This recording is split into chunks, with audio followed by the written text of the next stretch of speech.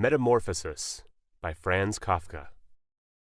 Brought to you by worldclassaudiobooks.com. One morning, when Gregor Samsa woke from troubled dreams, he found himself transformed in his bed into a horrible vermin. He lay on his armor-like back, and if he lifted his head a little, he could see his brown belly, slightly domed and divided by arches into stiff sections. The bedding was hardly able to cover it, and seemed ready to slide off any moment. His many legs, pitifully thin compared with the size of the rest of him, waved about helplessly as he looked. "What's happened to me?" he thought. It wasn't a dream. His room, a proper human room, although a little too small, lay peacefully between its four familiar walls. A collection of textile samples lay spread out on the table. Samsa was a traveling salesman, and above it there hung a picture that he had recently cut out of an illustrated magazine and housed in a nice gilded frame. It showed a lady fitted out with a fur hat and fur boa who sat upright, raising a heavy fur muff that covered the whole of her lower arm towards the viewer. Gregor then turned to look out the window at the dull weather. Drops of rain could be heard hitting the pane, which made him feel quite sad. How about if I sleep a little bit longer and forget all this nonsense, he thought. But that was something he was unable to do, because he was used to sleeping on his right, and in his present state couldn't get into that position. However hard he threw himself onto his right, he always rolled back to where he was. He must have tried it 100 times, shut his eyes so that he wouldn't have to look at the floundering legs, and only stopped when he began to feel a mild, dull pain there that he had never felt before. "Oh, God," he thought, "what a strenuous career it is that I've chosen. Traveling day in and day out. Doing business like this takes much more effort than doing your own business at home, and on top of that there's the curse of traveling. Worries about making train connections, bad and irregular food, contact with different people all the time, so that you can never get to know anyone or become friendly with them. It can all go to hell." He felt a slight itch up on his belly, pushed himself slowly up on his back towards the headboard so that he could lift his head better, found where the itch was, and saw that it was covered with lots of little white spots which he didn't know what to make of. And when he tried to feel the place with one of his legs, he drew it quickly back, because as soon as he touched it, he was overcome by a cold shudder. He slid back into his former position. "Getting up early all the time," he thought. "It makes you stupid. You've got to get enough sleep. Other traveling salesmen live a life of luxury. For instance, whenever I go back to the guest house during the morning to copy out the contract, these gentlemen are always still sitting there eating their breakfasts. I ought to just try that with my boss. I'd get kicked out on the spot. Who knows? Maybe that would be the best thing for me. If I didn't have my parents to think about, I'd have given in my notice a long time ago. I'd have gone up to the boss and told him just what I think. Tell him everything I would. Let him know just what I feel. He'd fall right off his desk. And it's a funny sort of business to be sitting up there at your desk, talking down at your subordinates from up there, especially when you have to go right up close because the boss is hard of hearing. Well, there's still some hope. Once I've got the money together to pay off my parents' debt to him, another 5 or 6 years, I suppose, that's definitely what I'll do. That's when I'll make the big change. First of all, though, I've got to get up. My train leaves at 5. And he looked over at the alarm clock, ticking on the chest of drawers. God in heaven, he thought. It was 6:30, and the hands were quietly moving forwards. It was even later than 7:30, more like 7:15. Had the alarm clock not rung? He could see from the bed that it had been set for 4 o'clock as it should have been. It certainly must have rung. Yes, but was it possible to quietly sleep through that furniture-rattling noise? True, he had not slept peacefully, but probably all the more deeply because of that. What should he do now? The next train went at 7. If he were to catch that, he would have to rush like mad, and the collection of samples was still not packed, and he did not at all feel particularly fresh and lively. And even if he did catch the train, he would not avoid his boss's anger, as the office assistant would have been there to see the 5 o'clock train go. He would have to put in his report about Gregor's not being there a long time ago. The office assistant was the boss's man, spineless, and with no understanding. What about if he reported sick? But that would be extremely strained and suspicious, as in 15 years of service, Gregor had never once yet been ill. His boss would certainly come round with the doctor from the medical insurance company, accuse his parents of having a lazy son, and accept the doctor's recommendation not to make any claim, as the doctor believed that no one was ever ill, but that many were work-shy. And what's more, would he have been entirely wrong in this case? Gregor did, in fact, apart from excessive sleepiness after sleeping for so long, feel completely well, and even felt much hungrier than usual.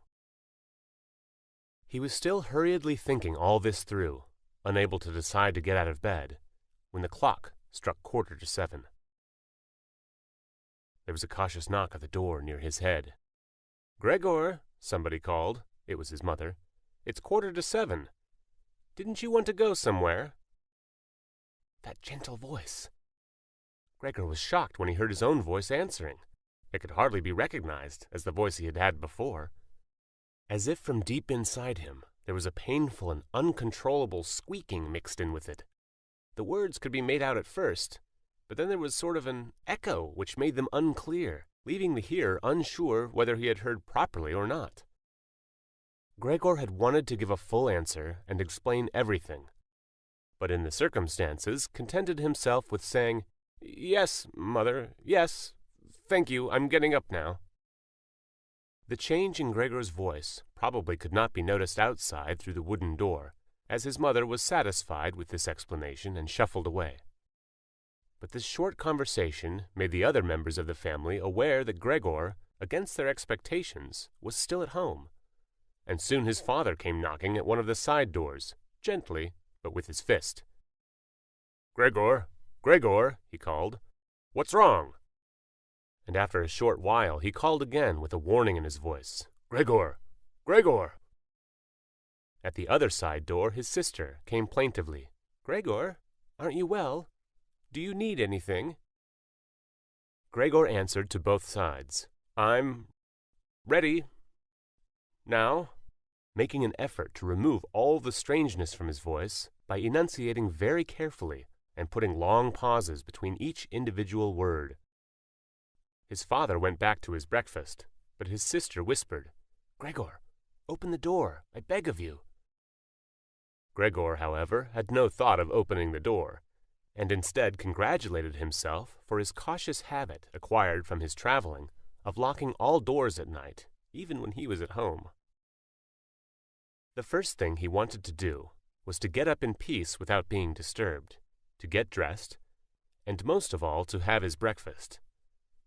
Only then would he consider what to do next, as he was well aware that he would not bring his thoughts to any sensible conclusions by lying in bed. He remembered that he had often felt a slight pain in bed, perhaps caused by lying awkwardly, but that had always turned out to be pure imagination, and he wondered how his imaginings would slowly resolve themselves today. He did not have the slightest doubt that the change in his voice was nothing more than the first sign of a serious cold, which was an occupational hazard for traveling salesmen. It was a simple matter to throw off the covers. He only had to blow himself up a little, and they fell off by themselves. But it became difficult after that, especially as he was so exceptionally broad. He would have used his arms and his hands to push himself up, but instead of them, he only had all those little legs continuously moving in different directions, and which he was moreover unable to control. If he wanted to bend one of them, then that was the first one that would stretch itself out, and if he finally managed to do what he wanted with that leg, all the others seemed to be set free and would move about painfully. This is something that can't be done in bed, Gregor said to himself, so don't keep trying to do it. The first thing he wanted to do was get the lower part of his body out of the bed, but he had never seen this lower part and could not imagine what it looked like. It turned out to be too hard to move. It went so slowly, and finally, almost in a frenzy, when he carelessly shoved himself forwards with all the force he could gather. He chose the wrong direction, hit hard against the lower bedpost, and learned from the burning pain he felt that the lower part of his body might well, at present, be the most sensitive. So then he tried to get the top part of his body out of the bed first, carefully turning his head to the side. This he managed quite easily, and despite its breadth and its weight, the bulk of his body eventually followed slowly in the direction of the head. But when he had at last got his head out of the bed and into the fresh air, it occurred to him that if he let himself fall, it would be a miracle if his head were not injured. So he became afraid to carry on pushing himself forward the same way. And he could not knock himself out now at any price. Better to stay in bed than lose consciousness. It took just as much effort to get back to where he had been earlier, but when he lay there sighing, and was once more watching his legs as they struggled against each other, even harder than before, if that was possible, he could think of no way of bringing peace and order to this chaos. He told himself once more that it was not possible for him to stay in bed, and that the most sensible thing to do would be to get free of it whatever way he could, at whatever sacrifice.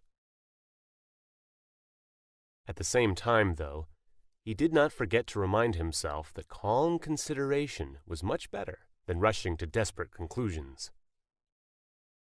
At times like this, he would direct his eyes to the window and look out as clearly as he could.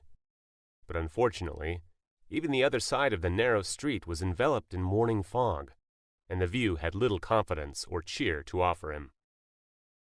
7 o'clock, already, he said to himself when the clock struck again. 7 o'clock, and there's still a fog like this. He lay there quietly a while longer, breathing lightly as if he perhaps expected the total stillness to bring things back to their real and natural state. But then he said to himself, before it strikes 7:15, I'll definitely have to have got properly out of bed, and by then somebody will have come round from work to ask what's happened to me as well, as they open up at work before 7 o'clock.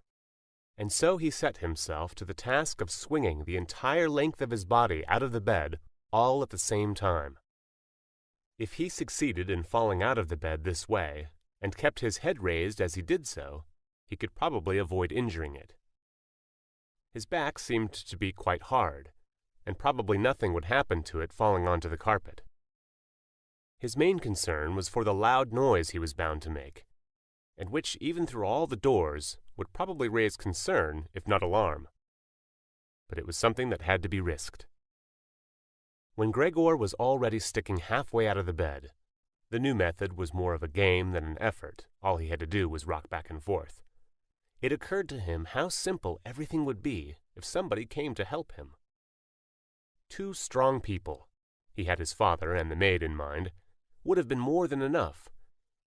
They would only have to push their arms under the dome of his back, peel him away from the bed, bend down with the load, and then be patient as he carefully swang over onto the floor, where hopefully the little legs would find a use. Should he really call for help, though, even apart from the fact that all the doors were locked? Despite the difficulty he was in, he could not suppress a smile at this thought. After a while, he had already moved so far across that it would have been hard for him to keep his balance if he rocked too hard. The time was now 7:10, and he would have to make a final decision very soon. Then there was a ring at the door of the flat. That'll be someone from work, he said to himself, and froze very still, although his little legs only became all the more lively as they danced around. For a moment, everything remained quiet. They're not opening the door, Gregor said to himself, caught in some nonsensical hope. But then, of course, the maid's firm steps went to the door as ever and opened it. Gregor only needed to hear the visitor's first words of greeting, and he knew who it was. the chief clerk himself. Why did Gregor have to be the only one condemned to work for a company where they immediately became highly suspicious at the slightest shortcoming? Were all employees, every one of them, louts? Was there not one of them who was faithful and devoted, who would go so mad with pangs of conscience that he couldn't get out of bed if he didn't spend at least a couple of hours in the morning on company business?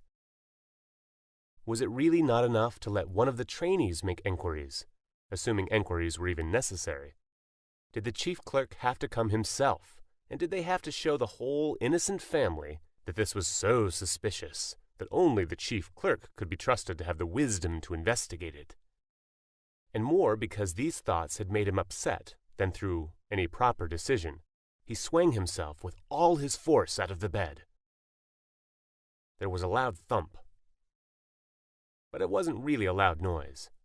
His fall was softened a little by the carpet, and Gregor's back was also more elastic than he had thought, which made the sound muffled and not too noticeable. He had not held his head carefully enough, though, and hit it as he fell. Annoyed and in pain, he turned and rubbed it against the carpet. "Something's fallen down in there," said the chief clerk in the room on the left. Gregor tried to imagine whether something of the sort that had happened to him today could ever happen to the chief clerk, too. You had to concede that it was possible. But as if in gruff reply to this question, the chief clerk's firm footsteps in his highly polished boots could now be heard in the adjoining room. From the room on his right, Gregor's sister whispered to him to let him know, "Gregor, the chief clerk is here." "Yes, I know," said Gregor to himself, but without daring to raise his voice loud enough for his sister to hear him. "Gregor," said his father now from the room to his left, "the chief clerk has come round and wants to know why you didn't leave on the early train. We don't know what to say to him, and anyway he wants to speak to you personally, so please open up this door. I'm sure he'll be good enough to forgive the untidiness of your room." Then the chief clerk called, "Good morning, Mr. Samsa." "He isn't well," said his mother to the chief clerk, while his father continued to speak through the door. "He isn't well, please believe me. Why else would Gregor have missed a train? The lad only ever thinks about the business. It nearly makes me cross the way he never goes out in the evenings. He's been in town for a week now, but stayed home every evening. He sits with us in the kitchen and just reads the paper or studies train timetables. His idea of relaxation is working with his fret saw, and he's made a little frame, for instance. It only took him 2 or 3 evenings. You'll be amazed how nice it is. It's hanging up in his room. You'll see it as soon as Gregor opens the door. Anyway, I'm glad you're here. We wouldn't have been able to get Gregor to open the door by ourselves. He's so stubborn, and I'm sure he isn't well. He said this morning that he is, but he isn't." "I'll be there in a moment," said Gregor slowly and thoughtfully, but without moving, so that he would not miss any word of the conversation. "Well, I can't think of any other way of explaining it, Mrs. Samsa," said the chief clerk. "I hope it's nothing serious. But on the other hand, I must say that if we people in commerce ever become slightly unwell then, fortunately or unfortunately, as you like, we simply have to overcome it because of business considerations." "Can't the chief clerk come in to see you now?" asked his father impatiently, knocking at the door again. "No," said Gregor. In the room on his right there followed a painful silence. In the room on his left, his sister began to cry. So why did his sister not go and join the others? She had probably only just got up, and had not even begun to get dressed. And why was she crying? Was it because he had not got up and had not let the chief clerk in? Because he was in danger of losing his job? And if that happened, his boss would once more pursue their parents with the same demands as before? There was no need to worry about things like that yet. Gregor was still there, and had not the slightest intention of abandoning his family. For the time being he just lay there on the carpet, and no one who knew the condition he was in would seriously have expected him to let the chief clerk in. It was only a minor discourtesy, and a suitable excuse could easily be found for it later on. It was not something for which Gregor could be sacked on the spot. and it seemed to Gregor much more sensible to leave him now in peace, instead of disturbing him with talking at him and crying. But the others didn't know what was happening. They were worried. That would excuse their behavior. The chief clerk now raised his voice. "Mr. Samsa," he called to him, "what is wrong? You barricade yourself in the room, give us no more than yes or no for an answer. You are causing serious and unnecessary concern to your parents, and you fail, and I mention this just by the way, you fail to carry out your business duties in a way that is quite unheard of. I'm speaking here on behalf of your parents and of your employer, and really must request a clear and immediate explanation. I am astonished, quite astonished. I thought I knew you as a calm and sensible person, and now you suddenly seem to be showing off with particular whims. This morning, your employer did suggest a possible reason for your failure to appear. It had to do with the money that was recently entrusted to you, but I came near to giving him my word of honor that that could not be the right explanation. But now that I see your incomprehensible stubbornness, I no longer feel any wish whatsoever to intercede on your behalf, and nor is your position all that secure. I had originally intended to say all this to you in private, but since you caused me to waste my time here for no good reason, I don't see why your parents should not also learn of it. Your turnover has been very unsatisfactory of late. I grant you that it's not the time of year to do especially good business. We recognize that. But there simply is no time of the year to do no business at all, Mr. Samsa. We cannot allow there to be. But, sir, called Gregor, beside himself and forgetting all else in the excitement, I'll open up immediately. Just a moment. I'm slightly unwell. An attack of dizziness. I haven't been able to get out of bed. I'm still in bed now. I'm quite fresh again now, though. I'm just getting out of bed. Just a moment. Be patient. It's not quite as easy as I thought. I'm quite all right now, though. It's shocking what can suddenly happen to a person. I was quite all right last night. My parents know about it, perhaps better than me. I had a small symptom of it last night already. They must have noticed it. I don't know why I didn't let you know at work, but you always think that you can get over an illness without staying at home. Please, don't make my parents suffer. There's no basis for any of the accusations you're making. Nobody's ever said a word to me about any of these things. Maybe you haven't read the latest contracts I sent in. I'll set off with the 8 o'clock train as well. These few hours of rest have given me strength. You don't need to wait, sir. I'll be in the office soon after you. So please be good as to tell that to the boss and recommend me to him. And while Gregor gushed out these words, hardly knowing what he was saying, he made his way over to the chest of drawers. This was easily done, probably because of the practice he had already had in bed, where he now tried to get himself upright. He really did want to open the door, really did want to let them see him and to speak with the chief clerk. The others were being so insistent, and he was curious to learn what they would say when they caught sight of him. If they were shocked, then it would no longer be Gregor's responsibility, and he could rest. If, however, they took everything calmly, he would still have no reason to be upset, and if he hurried, he really could be at the station for 8 o'clock. The first few times he tried to climb up on the smooth chest of drawers, he just slid down again. But he finally gave himself one last swing and stood there upright. The lower part of his body was in serious pain, but he no longer gave any attention to it. Now he let himself fall against the back of a nearby chair and held tightly to the edges of it with his little legs. By now he had also calmed down and kept quiet so that he could listen to what the chief clerk was saying. "Did you understand a word of all that?" the chief clerk asked his parents. "Surely he's not trying to make fools of us." "Oh, God," called his mother, who was already in tears. "He could be seriously ill, and we're making him suffer. Grete, Grete," she then cried. "Mother," his sister called from the other side.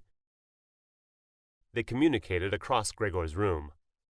"You'll have to go for the doctor straight away. Gregor is ill. Quick, get the doctor.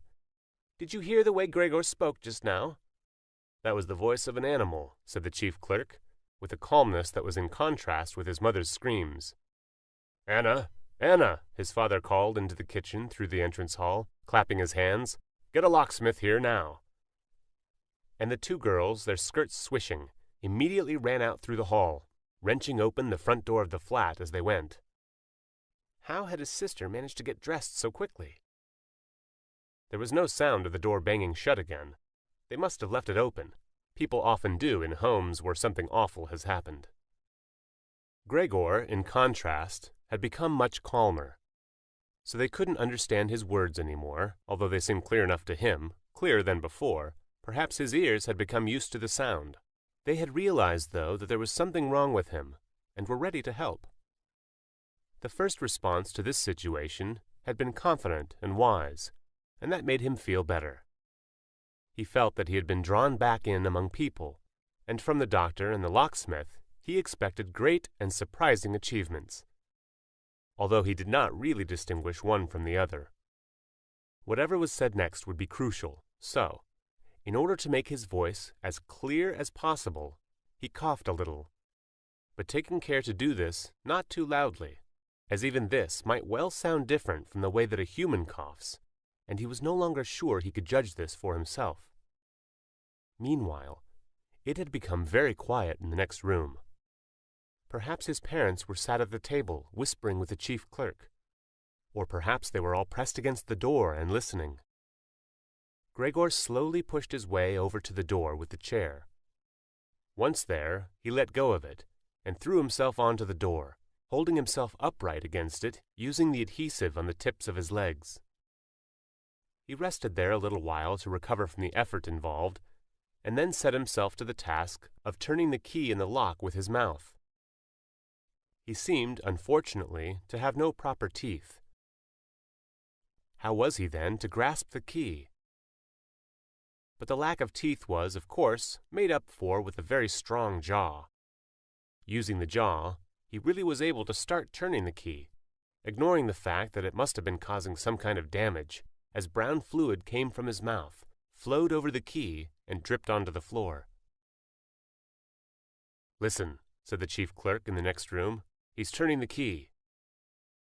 Gregor was greatly encouraged by this. But they all should have kept calling to him, his father and his mother too. "Well done, Gregor," they should have cried. "Keep at it. Keep hold of the lock."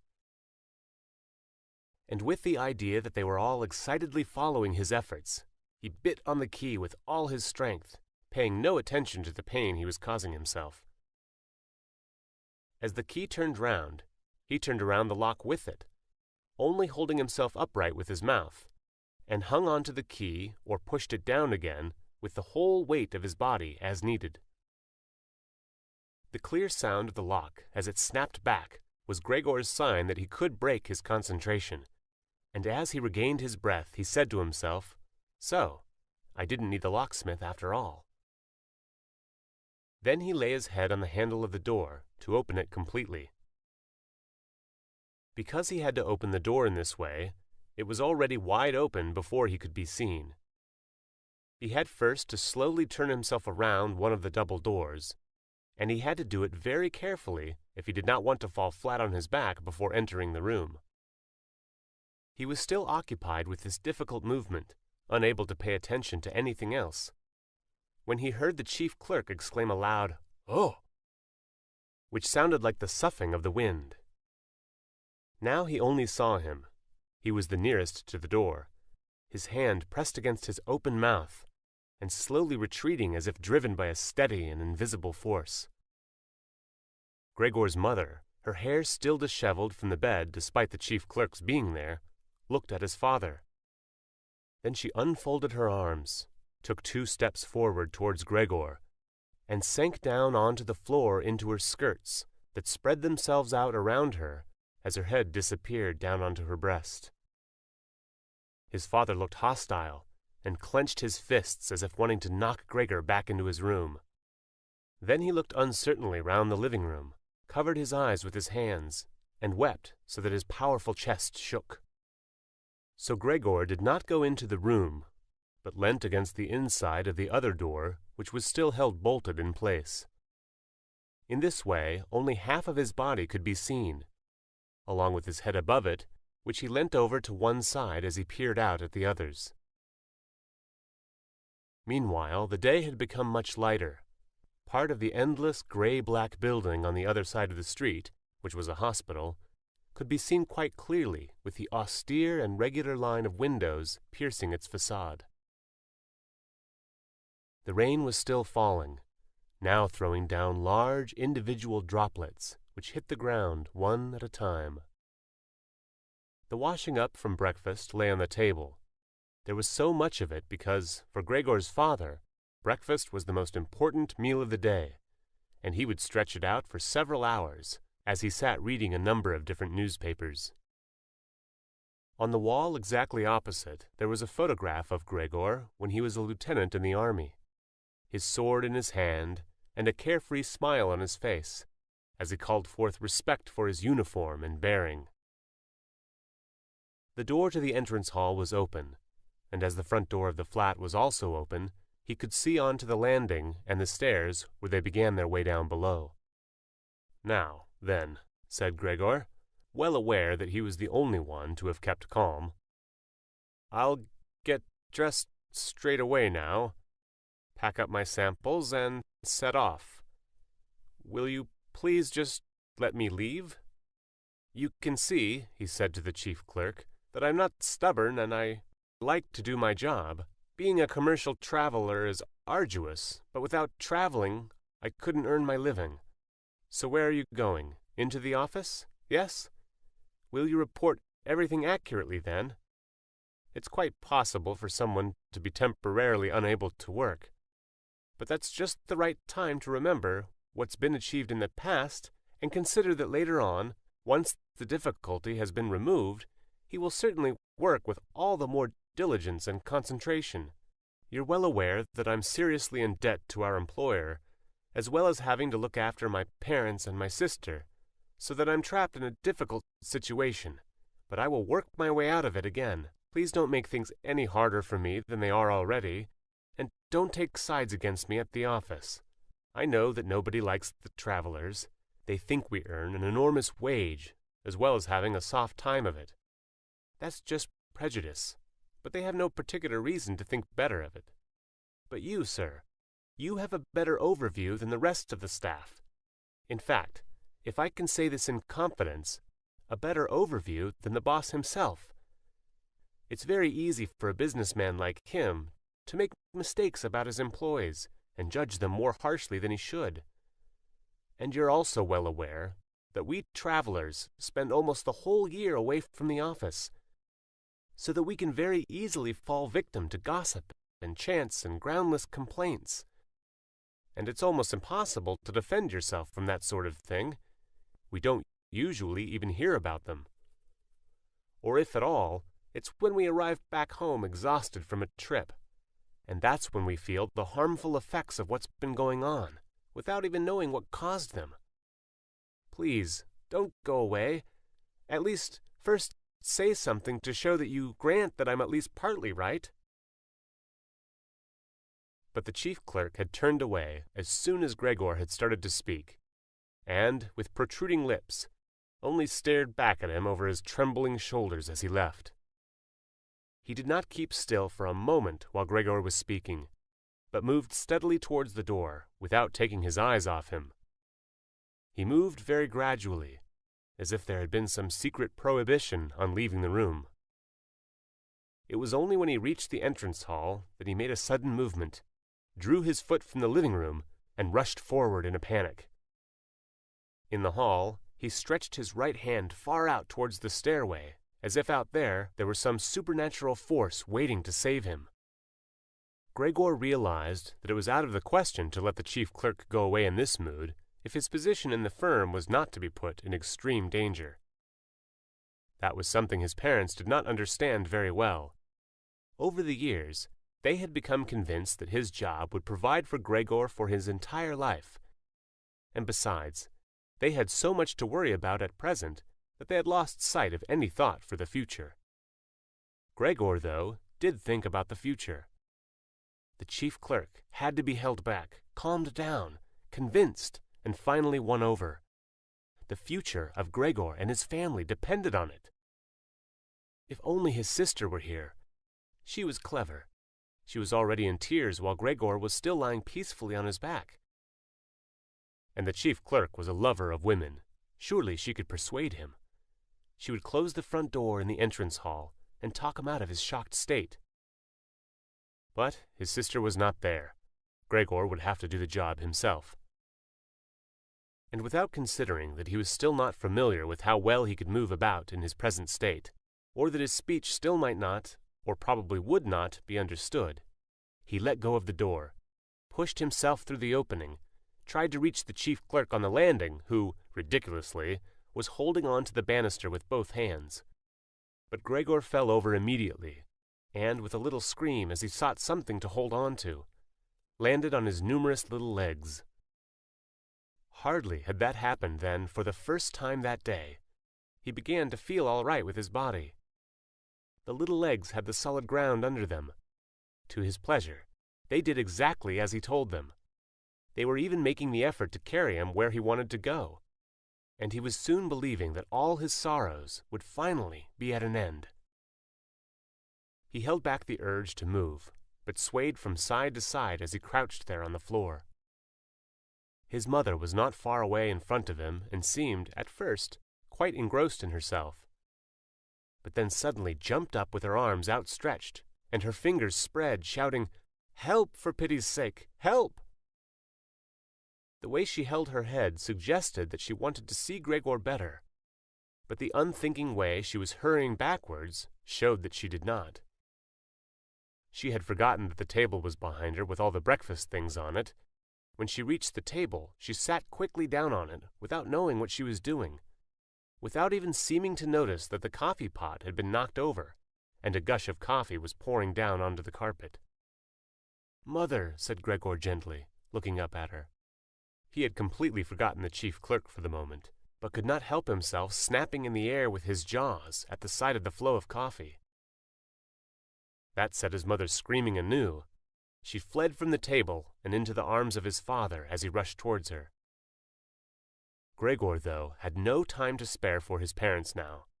The chief clerk had already reached the stairs. With his chin on the banister, he looked back for the last time. Gregor made a run for him. He wanted to be sure of reaching him.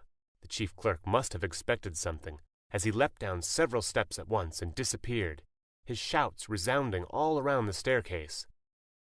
The flight of the chief clerk seemed, unfortunately, to put Gregor's father into a panic as well.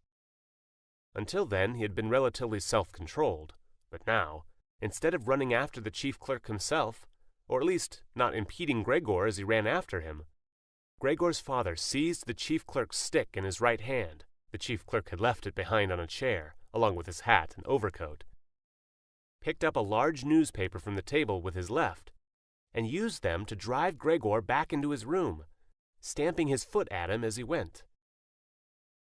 Gregor's appeals to his father were of no help. His appeals were simply not understood. However much he humbly turned his head, his father merely stamped his foot all the harder. Across the room, despite the chilly weather, Gregor's mother had pulled open a window, leaned far out of it, and pressed her hands to her face. A strong draught of air flew in from the street towards the stairway. The curtains flew up. The newspapers on the table fluttered, and some of them were blown onto the floor. Nothing would stop Gregor's father as he drove him back, making hissing noises at him like a wild man. Gregor had never had any practice in moving backwards, and was only able to go very slowly. If Gregor had been allowed to turn round, he would have been back in his room straight away, but he was afraid that if he took the time to do that, his father would become impatient, and there was the threat of a lethal blow to his back or head from the stick in his father's hand at any moment. Eventually, though, Gregor realized that he had no choice, as he saw, to his disgust, that he was quite incapable of going backwards in a straight line. So he began, as quickly as possible, and with frequent anxious glances at his father, to turn himself round. It went very slowly, but perhaps his father was able to see his good intentions, as he did nothing to hinder him. In fact, now and then, he used the tip of his stick to give directions from a distance as to which way to turn. If only his father would stop that unbearable hissing! It was making Gregor quite confused. When he had nearly finished turning round, still listening to that hissing, he made a mistake and turned himself back a little the way he had just come. He was pleased when he finally had his head in front of the doorway, but then saw that it was too narrow and his body was too broad to get through it without further difficulty. In his present mood, it obviously did not occur to his father to open the other of the double doors so that Gregor would have enough space to get through. He was merely fixed on the idea that Gregor should be got back into his room as quickly as possible. Nor would he ever have allowed Gregor the time to get himself upright as preparation for getting through the doorway. What he did, making more noise than ever, was to drive Gregor forwards all the harder, as if there had been nothing in the way. It sounded to Gregor as if there was now more than one father behind him. It was not a pleasant experience, and Gregor pushed himself into the doorway without regard for what might happen. One side of his body lifted itself. He lay at an angle in the doorway. One flank scraped on the white door and was painfully injured, leaving vile brown flecks on it. Soon he was stuck fast, and would not have been able to move at all by himself. His little legs along one side hung quivering in the air, while those on the other side were pressed painfully against the ground. Then his father gave him a hefty shove from behind, which released him from where he was held and sent him flying, and heavily bleeding, deep into his room. The door was slammed shut with a stick. Then, finally, all was quiet. Part 2. It was not until it was getting dark that evening that Gregor awoke from his deep and coma-like sleep. He would have woken soon afterwards anyway, even if he hadn't been disturbed, as he had had enough sleep and felt fully rested. But he had the impression that some hurried steps and the sound of the door leading into the front room, being carefully shut, had woken him. The light from the electric street lamps shone palely here and there onto the ceiling and tops of the furniture, but down below, where Gregor was, it was dark. He pushed himself over to the door, feeling his way clumsily with his antenna, of which he was now beginning to learn the value, in order to see what had been happening there. The whole of his left side seemed like one painfully stretched scar, and he limped badly on his 2 rows of legs. One of the legs had been badly injured in the events of that morning. It was nearly a miracle that only one of them had been, and dragged along lifelessly. It was only when he reached the door that he realized what it actually was that had drawn him over to it. It was the smell of something to eat. By the door there was a dish filled with sweetened milk, with little pieces of white bread floating in it. He was so pleased he almost laughed, as he was even hungrier than he had been that morning, and immediately dipped his head into the milk, nearly covering his eyes with it. But he soon drew his head back again in disappointment. Not only did the pain in his tender left side make it difficult to eat the food, he was only able to eat if his whole body worked together as a snuffling whole, but the milk did not taste at all nice. Milk like this was normally his favorite drink, and his sister had certainly left it there for him because of that. But he turned, almost against his will, away from the dish and crawled back into the center of the room. Through the crack in the door, Gregor could see that the glass had been lit in the living room. His father at this time would normally be sat with his evening paper, reading it out in a loud voice to Gregor's mother and sometimes to his sister. But there was now not a sound to be heard. Gregor's sister would often write and tell him about this reading, but maybe his father had lost the habit in recent times. It was so quiet all around, too, even though there must have been somebody in the flat. What a quiet life it is the family leads, said Gregor to himself, and gazing into the darkness, felt a great pride that he was able to provide a life like that in such a nice home for his sister and parents. But what now, if all this peace and wealth and comfort should come to a horrible and frightening end? That was something that Gregor did not want to think about too much, so he started to move about, crawling up and down the room. Once during that long evening, the door on one side of the room was opened very slightly and hurriedly closed again. Later on, the door on the other side did the same. It seemed that someone needed to enter the room, but thought better of it. Gregor went and waited immediately by the door, resolved either to bring the timorous visitor into the room in some way, or at least to find out who it was. But the door was opened no more that night, and Gregor waited in vain. The previous morning, while the doors were locked, everyone had wanted to get in there to him. But now that he had opened up one of the doors, and the other had clearly been unlocked some time during the day, no one came, and the keys were in the other sides. It was not until late at night that the gas light in the living room was put out, and now it was easy to see that his parents and sister had stayed awake all that time, as they could all be distinctly heard as they went away together on tiptoe. It was clear that no one would come into Gregor's room any more until morning. That gave him plenty of time to think undisturbed about how he would have to rearrange his life. For some reason, the tall, empty room where he was forced to remain made him feel uneasy as he lay there flat on the floor, even though he had been living in it for 5 years. Hardly aware of what he was doing, other than a slight feeling of shame, he hurried under the couch. It pressed down on his back a little, and he was no longer able to lift his head, but nonetheless felt immediately at ease, and his only regret was that his body was too broad to get it all underneath. He spent the whole night there. Some of the time he passed in a light sleep, although he frequently woke from it in alarm because of his hunger. And some of the time was spent in worries and vague hopes which, however, always led to the same conclusion. For the time being, he must remain calm. He must show patience and the greatest consideration, so that his family could bear the unpleasantness that he, in his present condition, was forced to impose on them. Gregor soon had the opportunity to test the strength of his decisions, as early the next morning, almost before the night had ended, his sister, nearly fully dressed, opened the door from the front room and looked anxiously in. She did not see him straight away, but when she did notice him under the couch, he had to be somewhere, for God's sake, he couldn't have flown away. She was so shocked that she lost control of herself and slammed the door shut again from outside. But she seemed to regret her behavior, as she opened the door again and straightway came in on tiptoe, as if entering the room of someone seriously ill or even of a stranger.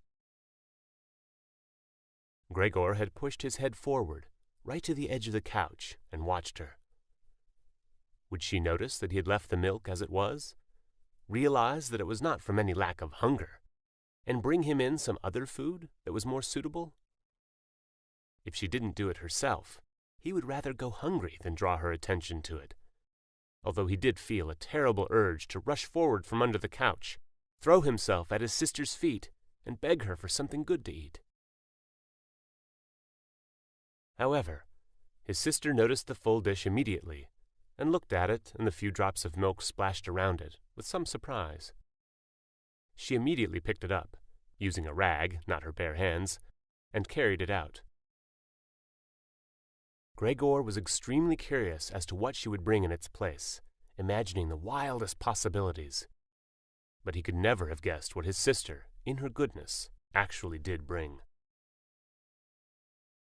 In order to test his taste, she brought him a whole selection of things, all spread out on an old newspaper. There were old half-rotten vegetables, bones from the evening meal, covered in white sauce that had gone hard, a few raisins and almonds, some cheese that Gregor had declared inedible 2 days before, a dry roll, and some bread spread with butter and salt. As well as all that, she had poured some water into the dish, which had probably been permanently set aside for Gregor's use, and placed it beside them. Then, out of consideration for Gregor's feelings, as she knew that he would not eat in front of her, she hurried out again, and even turned the key in the lock, so that Gregor would know he could make things as comfortable for himself as he liked.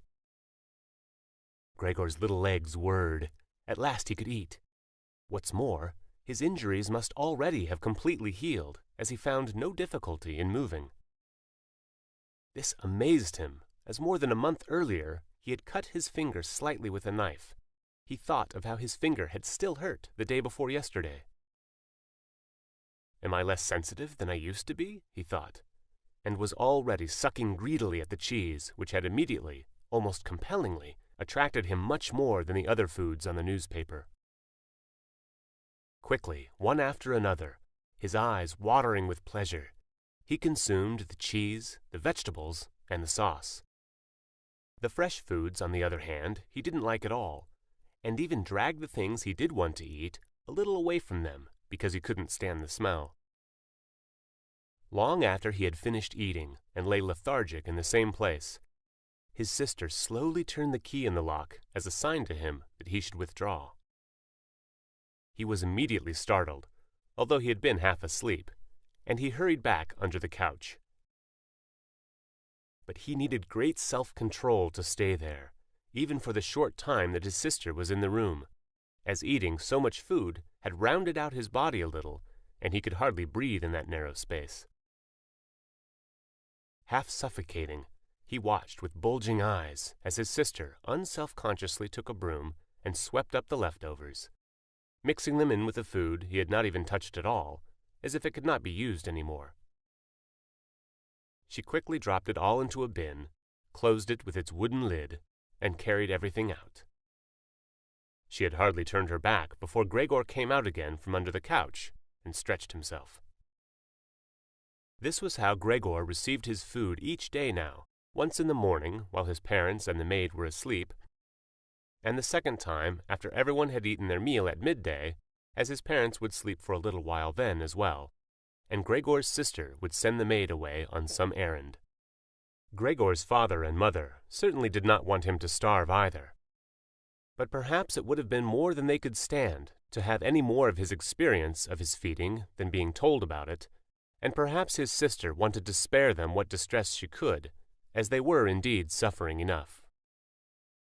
It was impossible for Gregor to find out what they had told the doctor and the locksmith that first morning to get them out of the flat, as nobody could understand him. Nobody, not even his sister, thought that he could understand them, so he had to be content to hear his sister's sighs and appeals to the saints as she moved about his room. It was only later, when she had become a little more used to everything — there was, of course, no question of her ever becoming fully used to the situation — that Gregor would sometimes catch a friendly comment, or at least a comment that could be construed as friendly. "He's enjoyed his dinner today," she might say when she had diligently cleared away all the food left for him, or if he left most of it, which slowly became more and more frequent, she would often say, sadly, "Now everything's just been left there again." Although Gregor wasn't able to hear any news directly, he did listen to much of what was said in the next rooms, and whenever he heard anyone speaking, he would scurry straight to the appropriate door and press his whole body against it. There was seldom any conversation, especially at first, that was not about him in some way, even if only in secret. For 2 whole days, all the time, all the talk at every mealtime was about what they should do now. But even between meals, they spoke about the same subject, as there were always at least 2 members of the family at home. Nobody wanted to be home by themselves, and it was out of the question to leave the flat entirely empty. And on the first day, the maid had fallen to her knees and begged Gregor's mother to let her go without delay. It was not very clear how much she knew of what had happened, but she left within a quarter of an hour, tearfully thanking Gregor's mother for her dismissal, as if she had done her an enormous service. She even swore emphatically not to tell anyone the slightest about what had happened, even though no one had asked that of her. Now Gregor's sister also had to help his mother with the cooking, although that was not so much bother, as no one ate very much. Gregor often heard how one of them would unsuccessfully urge another to eat, and receive no more answer than, "No thanks, I've had enough," or something similar. No one drank very much either. His sister would sometimes ask his father whether he would like a beer, hoping for the chance to go and fetch it herself. When his father then said nothing, she would add, so that he would not feel selfish, that she could send the housekeeper for it. But then his father would close the matter with a big, loud "No," and no more would be said. Even before the first day had come to an end, his father had explained to Gregor's mother and sister what their finances and prospects were.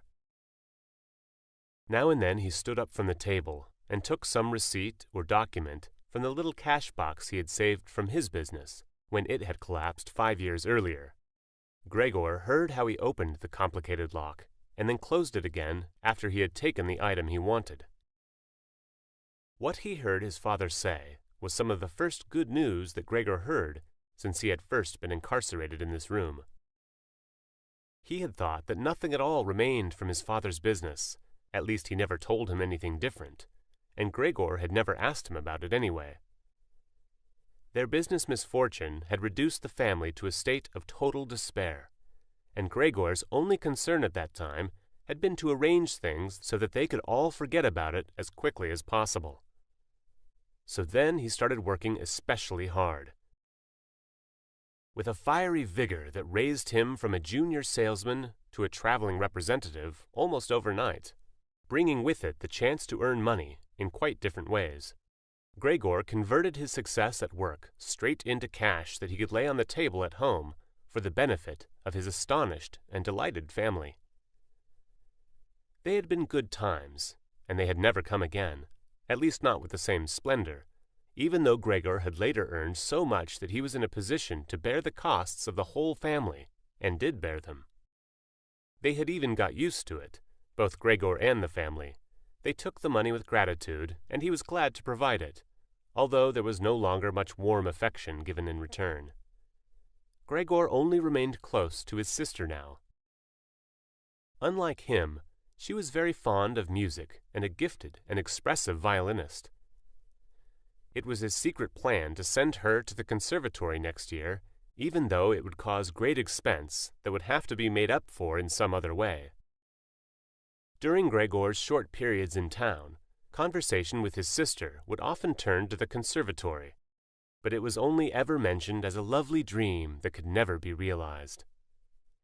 Their parents did not like to hear this innocent talk, but Gregor thought about it quite hard and decided he would let them know what he planned with a grand announcement of it on Christmas Day.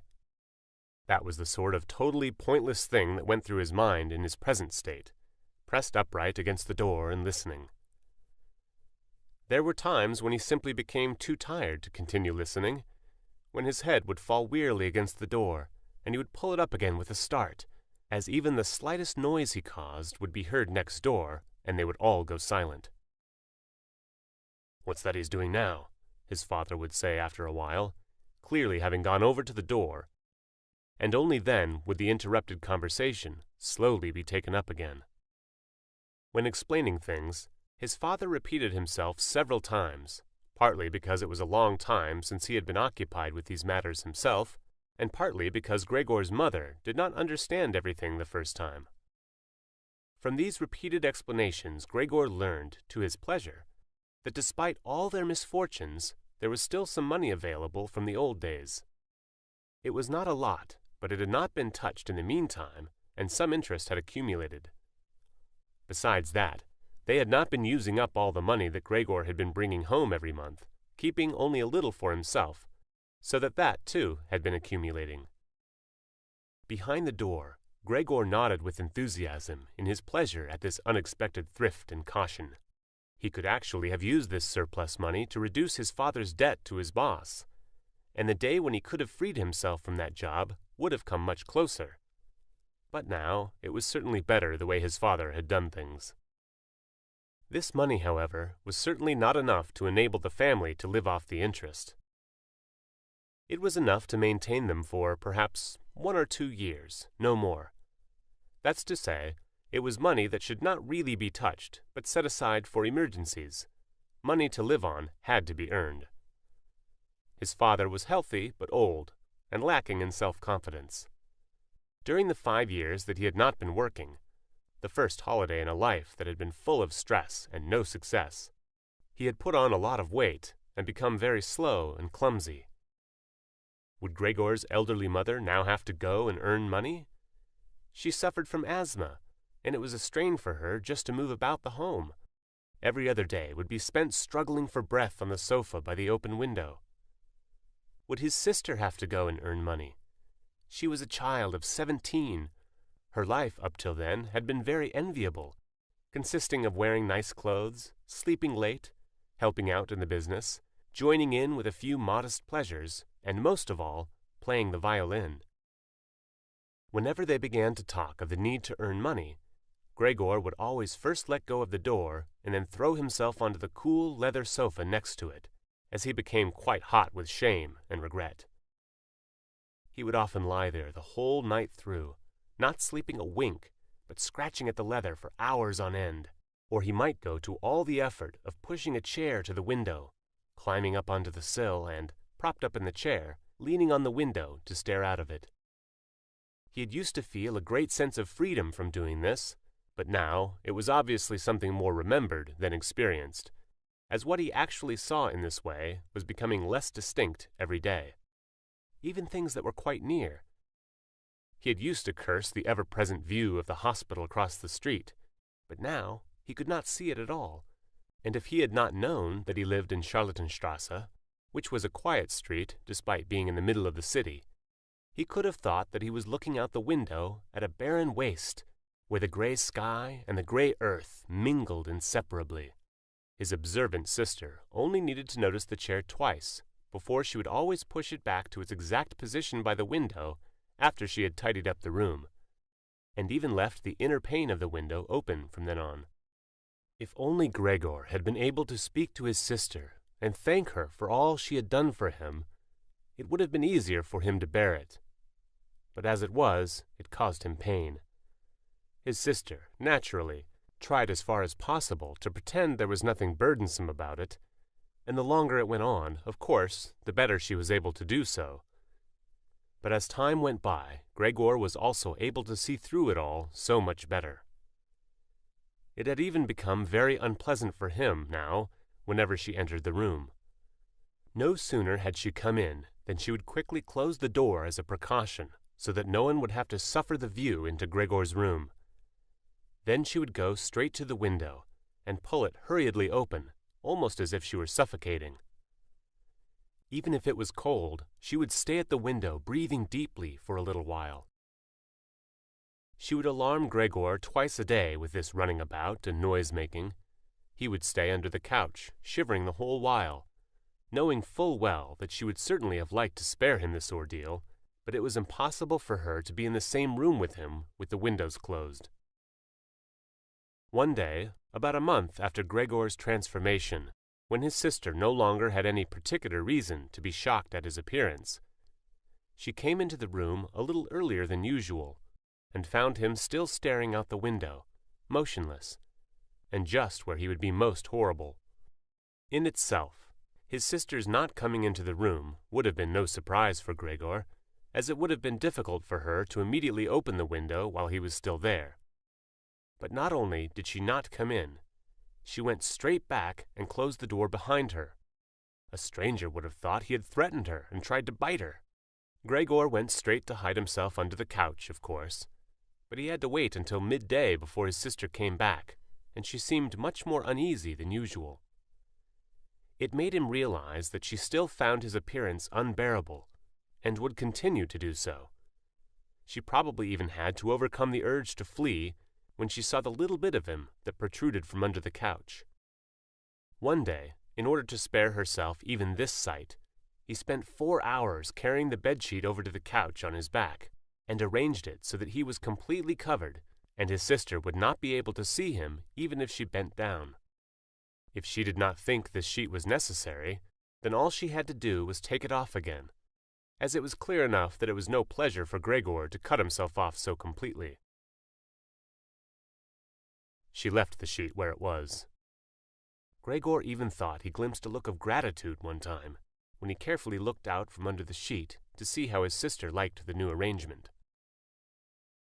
For the first 14 days, Gregor's parents could not bring themselves to come into the room to see him.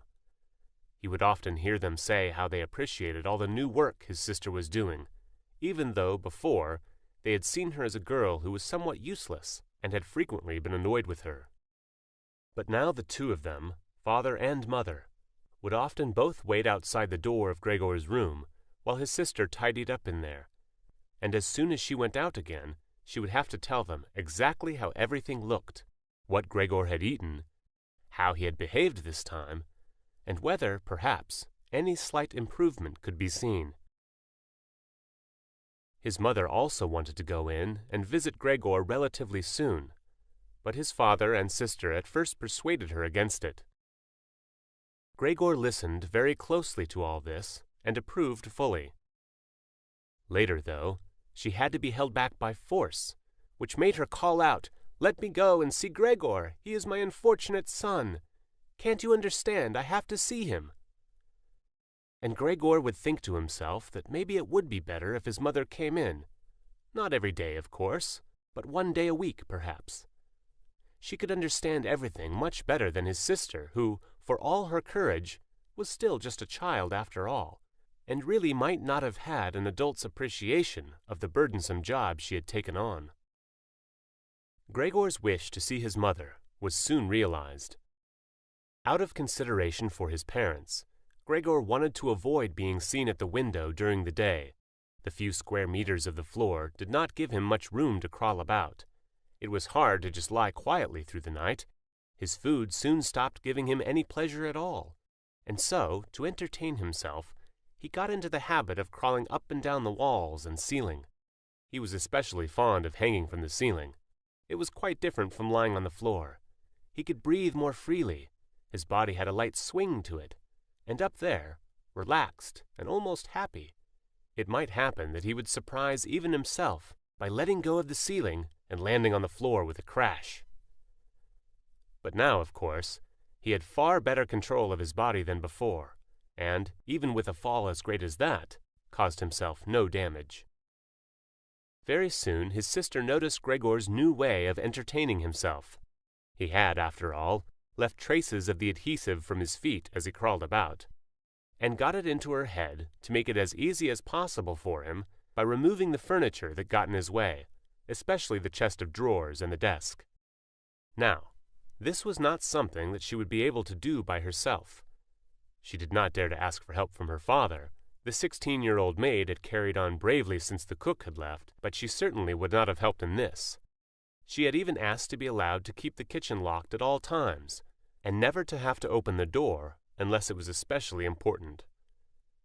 So his sister had no choice but to choose some time when Gregor's father was not there, and fetch his mother to help her.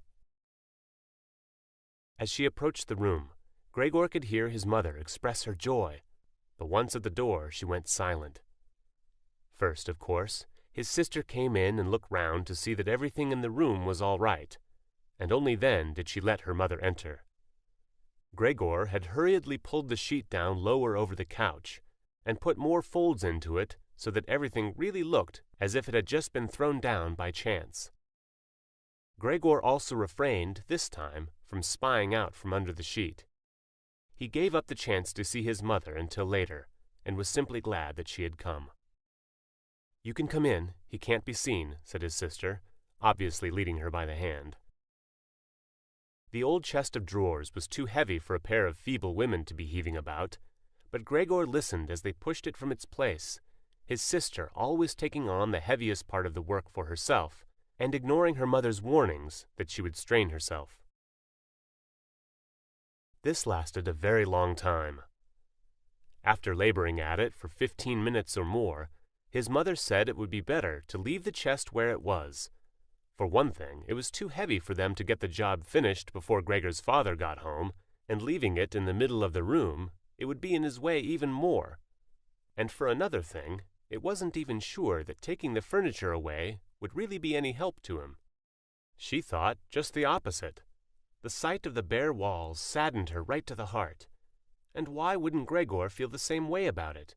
He'd been used to the furniture in this room for a long time, and it would make him feel abandoned to be in an empty room like that. Then, quietly, almost whispering as if wanting Gregor, whose whereabouts she did not know, to hear not even the tone of her voice, as she was convinced that he did not understand her words, she added, "And by taking the furniture away, won't it seem like we're showing that we've given up all hope of improvement, and we're abandoning him to cope for himself? I think it'd be best to leave the room exactly the way it was before, so that when Gregor comes back to us again, he'll find everything unchanged, and he'll be able to forget the time in between all the easier." Hearing these words from his mother made Gregor realize that the lack of any direct human communication, along with the monotonous life led by the family during these 2 months, must have made him confused. He could think of no other way of explaining to himself why he had seriously wanted his room emptied out. Had he really wanted to transform his room into a cave? A warm room fitted out with the nice furniture he had inherited. That would have let him crawl around unimpeded in any direction, but it would also have let him quickly forget his past when he had still been human. He had come very close to forgetting, and it had only been the voice of his mother, unheard for so long, that had shaken him out of it. Nothing should be removed. Everything had to stay. He could not do without the good influence the furniture had on his condition. And if the furniture made it difficult for him to crawl about mindlessly, that was not a loss, but a great advantage. His sister, unfortunately, did not agree. She had become used to the idea, not without reason, that she was Gregor's spokesman to his parents about the things that concerned him. This meant that his mother's advice now was sufficient reason for her to insist on removing not only the chest of drawers and the desk, as she had thought at first, but all the furniture apart from the all-important couch. It was more than childish perversity, of course, or the unexpected confidence she had recently acquired that made her insist. She had indeed noticed that Gregor needed a lot of room to crawl about in, whereas the furniture, as far as anyone could see, was of no use to him at all. Girls of that age, though, do become enthusiastic about things and feel they must get their way whenever they can. Perhaps this is what tempted Greta to make Gregor's situation seem even more shocking than it was, so that she could do even more for him. Greta would probably be the only one who would dare enter a room dominated by Gregor crawling about the bare walls by himself. So she refused to let her mother dissuade her. Gregor's mother already looked uneasy in the room. She soon stopped speaking and helped Gregor's sister to get the chest of drawers out with what strength she had. The chest of drawers was something that Gregor could do without if he had to, but the writing desk had to stay. Hardly had the two women pushed the chest of drawers, groaning, out of the room, than Gregor poked his head out from under the couch to see what he could do about it. He meant to be as careful and as considerate as he could, but unfortunately, it was his mother who came back first, while Greta, in the next room, had her arms round the chest, pushing and pulling at it from side by herself, without, of course, moving it an inch. His mother was not used to the sight of Gregor. He might have made her ill, so Gregor hurried backwards to the far end of the couch. In his startlement, though, he was not able to prevent the sheet at its front from moving a little. It was enough to attract his mother's attention. She stood very still, remained there a moment, and then went back out to Greta. Gregor kept trying to assure himself that nothing unusual was happening. It was just a few pieces of furniture being moved after all, but he soon had to admit that the women going to and fro, their little calls to each other, the scraping of the furniture on the floor, all of these things made him feel as if he were being assailed from all sides. With his head and legs pulled in against him and his body pressed to the floor, he was forced to admit to himself that he could not stand all of this much longer. They were emptying his room out, taking away everything that was dear to him. They had already taken out the chest containing his fret saw and other tools. Now they threatened to remove the writing desk, with its place clearly worn into the floor, the desk where he had done his homework as a business trainee at high school, even while he had been at infant school. He really could not wait any longer to see whether the two women's intentions were good. He had nearly forgotten they were there anyway, as they were now too tired to say anything while they worked, and he could only hear their feet as they stepped heavily on the floor. So, while the women were leant against the desk in the other room catching their breath, he sallied out, changed direction 4 times, not knowing what he should save first before his attention was suddenly caught by the picture on the wall, which was already denuded of everything else that had been on it, of the lady dressed in copious fur. He hurried up onto the picture and pressed himself against the glass. It held him firmly and felt good on his hot body. This picture, at least, now totally covered by Gregor, would certainly be taken away by no one. He turned his head to face the door into the living room so that he could watch the women when they came back. They had not allowed themselves a long rest and came back quite soon. Greta had put her arm around her mother and was nearly carrying her. "What shall we take now, then?" said Greta, and looked around. Her eyes met those of Gregor on the wall. Perhaps only because her mother was there, she remained calm, bent her face to her so that she would not look round, and said, albeit hurriedly and with a tremor in her voice, "Come on, let's go back in the living room for a while." Gregor could see what Greta had in mind. She wanted to take her mother somewhere safe and then chase him down from the wall. Well, she could certainly try it. He sat unyieldingly on his picture. He would rather jump at Greta's face. But Greta's words had made her mother quite worried. She stepped to one side, saw the enormous brown patch against the flowers of the wallpaper, and before she even realized it was Gregor that she saw, she screamed, "Oh God! Oh God!" Arms outstretched, she fell under the couch as if she had given up everything, and stayed there immobile. "Gregor!" shouted his sister, glowering at him and shaking her fist. This was the first word she had spoken to him directly since his transformation. She ran into the other room to fetch some kind of smelling salts to bring her mother out of her faint. Gregor wanted to help too. He could save his picture later, although he stuck fast to the glass and had to pull himself off by force. Then he, too, ran into the next room as if he could advise his sister like in the old days. But he had to just stand there behind her doing nothing. She was looking into various bottles. He startled her when she turned round. A bottle fell to the ground and broke. A splinter cut Gregor's face. Some kind of caustic medicine splashed all over him. Now, without delaying any longer, Greta took hold of all the bottles she could and ran with them to her mother. She slammed the door shut with her foot. So now Gregor was shut out from his mother, who, because of him, might be near to death. He could not open the door if he did not want to chase his sister away, and she had to stay with his mother. There was nothing for him to do but wait, and, oppressed with anxiety and self-reproach, he began to crawl about. He crawled over everything, walls, furniture, ceiling, and finally, in his confusion, as the whole room began to spin around him, he fell down into the middle of the dinner table. He lay there for a while, numb and immobile. All around him it was quiet. Maybe that was a good sign. Then there was someone at the door. The maid, of course, had locked herself in her kitchen so that Greta would have to go and answer it. His father had arrived home. "What's happened?" were his first words. Greta's appearance must have made everything clear to him.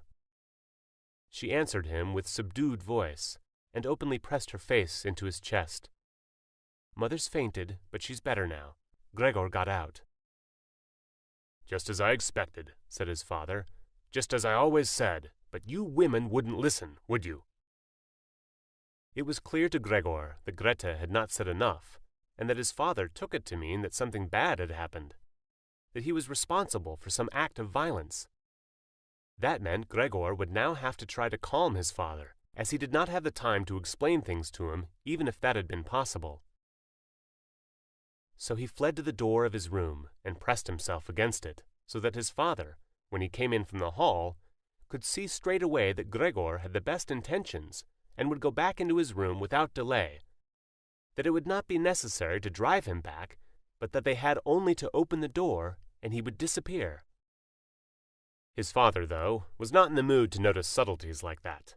"Ah!" he shouted as he came in, sounding as if he were both angry and glad at the same time.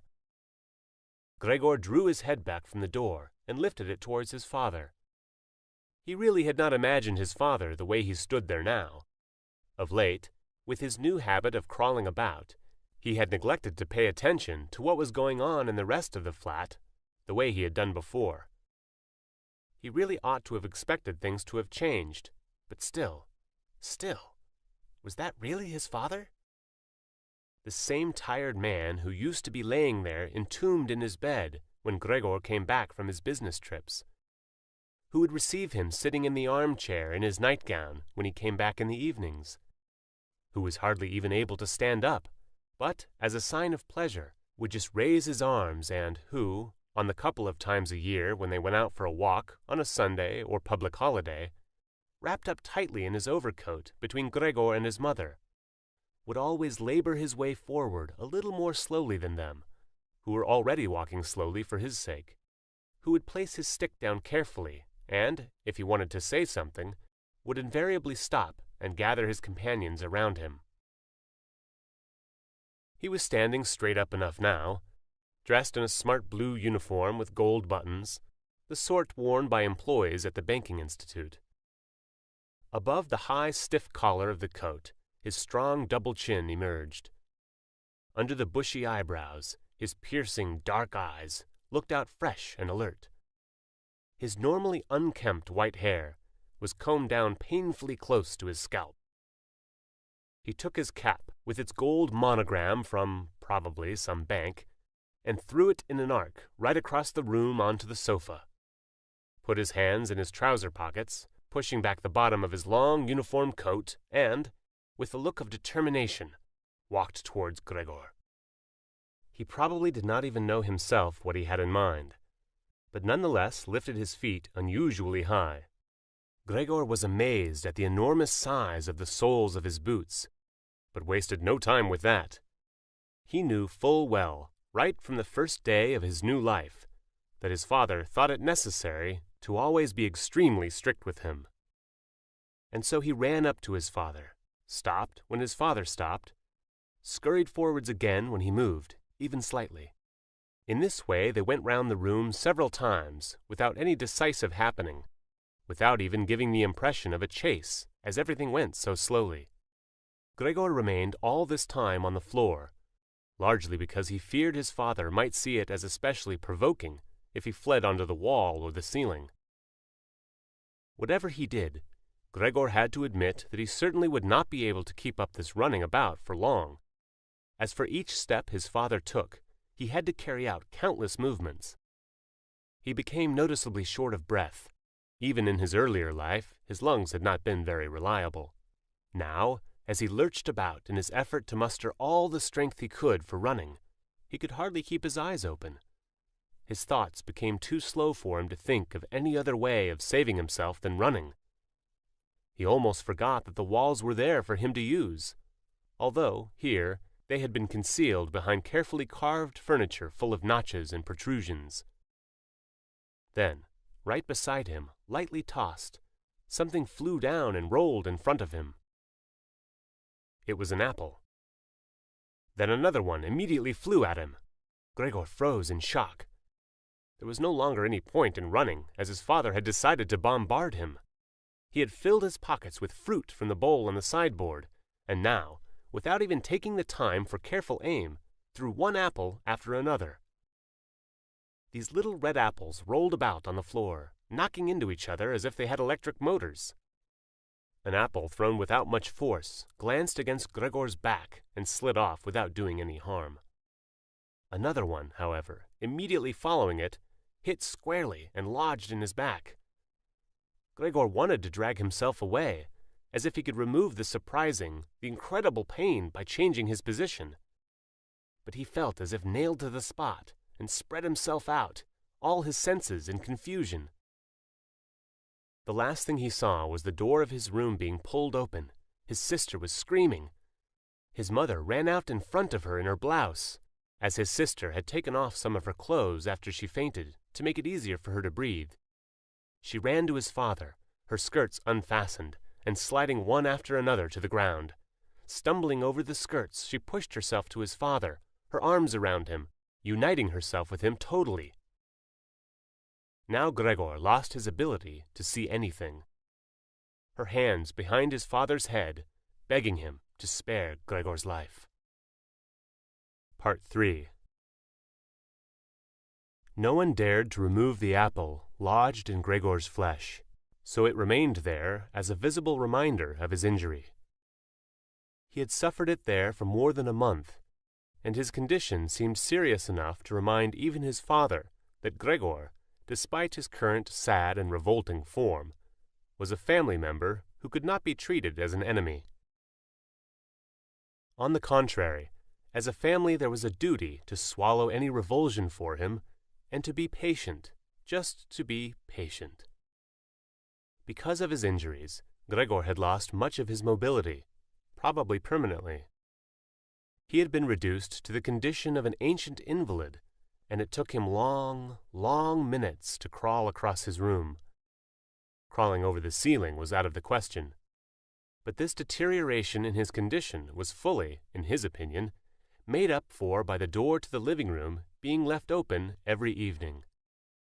He got into the habit of closely watching it for 1 or 2 hours before it was opened, and then, lying in the darkness of his room, where he could not be seen from the living room, he would watch the family in the light of the dinner table and listen to their conversation, with everyone's permission in a way, and thus quite differently from before. They no longer held the lively conversations of earlier times, of course, the ones that Gregor had always thought about with longing when he was tired and getting into the damp bed in some small hotel room. All of them were usually very quiet nowadays. Soon after dinner, his father would go to sleep in his chair. His mother and sister would urge each other to be quiet. His mother, bent deeply under the lamp, would sew fancy underwear for a fashion shop. His sister, who had taken a sales job, learned shorthand and French in the evenings, so that she might be able to get a better position later on. Sometimes his father would wake up and say to Gregor's mother, "You're doing so much sewing again today," as if he did not know that he had been dozing. And then he would go back to sleep again, while mother and sister would exchange a tired grin. With a kind of stubbornness, Gregor's father refused to take off his uniform even at home. While his nightgown hung unused on its peg, Gregor's father would slumber where he was, fully dressed, as if always ready to serve, and expecting to hear the voice of his superior even here. The uniform had not been new to start with, but as a result of this, it slowly became even shabbier, despite the efforts of Gregor's mother and sister to look after it. Gregor would often spend the whole evening looking at all the stains on this coat, with its gold buttons always kept polished and shiny, while the old man in it would sleep, highly uncomfortable, but peaceful. As soon as it struck 10, Gregor's mother would speak gently to his father to wake him, and try to persuade him to go to bed, as he couldn't sleep properly where he was, and he really had to get his sleep if he was to be up at 6 to get work. But since he had been in work, he had become more obstinate, and would always insist on staying longer at the table, even though he regularly fell asleep, and it was then harder than ever to persuade him to exchange the chair for his bed. Then, however much mother and sister would importune him with little reproaches and warnings, he would keep slowly shaking his head for a quarter of an hour with his eyes closed, and refusing to get up. Gregor's mother would tug at his sleeve, whisper endearments into his ear. Gregor's sister would leave her work to help her mother, but nothing would have any effect on him. He would just sink deeper into his chair. Only when the 2 women took him under the arms, he would abruptly open his eyes, look at them one after another, and say, "What a life! This is what peace I get in my old age!" And supported by the 2 women, he would lift himself up carefully, as if he were carrying the greatest load himself, let the women take him to the door, send them off, and carry on by himself, while Gregor's mother would throw down her needle and his sister her pen, so that they could run after his father and continue being of help to him. Who, in this tired and overworked family, would have had time to give more attention to Gregor than was absolutely necessary? The household budget became even smaller, so now the maid was dismissed. An enormous, thick-boned charwoman with white hair that flapped around her head came every morning and evening to do the heaviest work. Everything else was looked after by Gregor's mother, on top of the large amount of sewing work she did. Gregor even learned, listening to the evening conversation about what price they had hoped for, that several items of jewelry belonging to the family had been sold, even though both mother and sister had been very fond of wearing them at functions and celebrations. But the loudest complaint was that although the flat was much too big for their present circumstances, they could not move out of it. There was no imaginable way of transferring Gregor to the new address. He could see quite well, though, that there were more reasons than consideration for him that made it difficult for them to move. It would have been quite easy to transport him in any suitable crate with a few air holes in it. The main thing holding the family back from their decision to move was much more to do with their total despair and the thought that they had been struck with a misfortune unlike anything experienced by anyone else they knew or were related to. They carried out absolutely everything that the world expects from poor people. Gregor's father brought bank employees their breakfast. His mother sacrificed herself by washing clothes for strangers.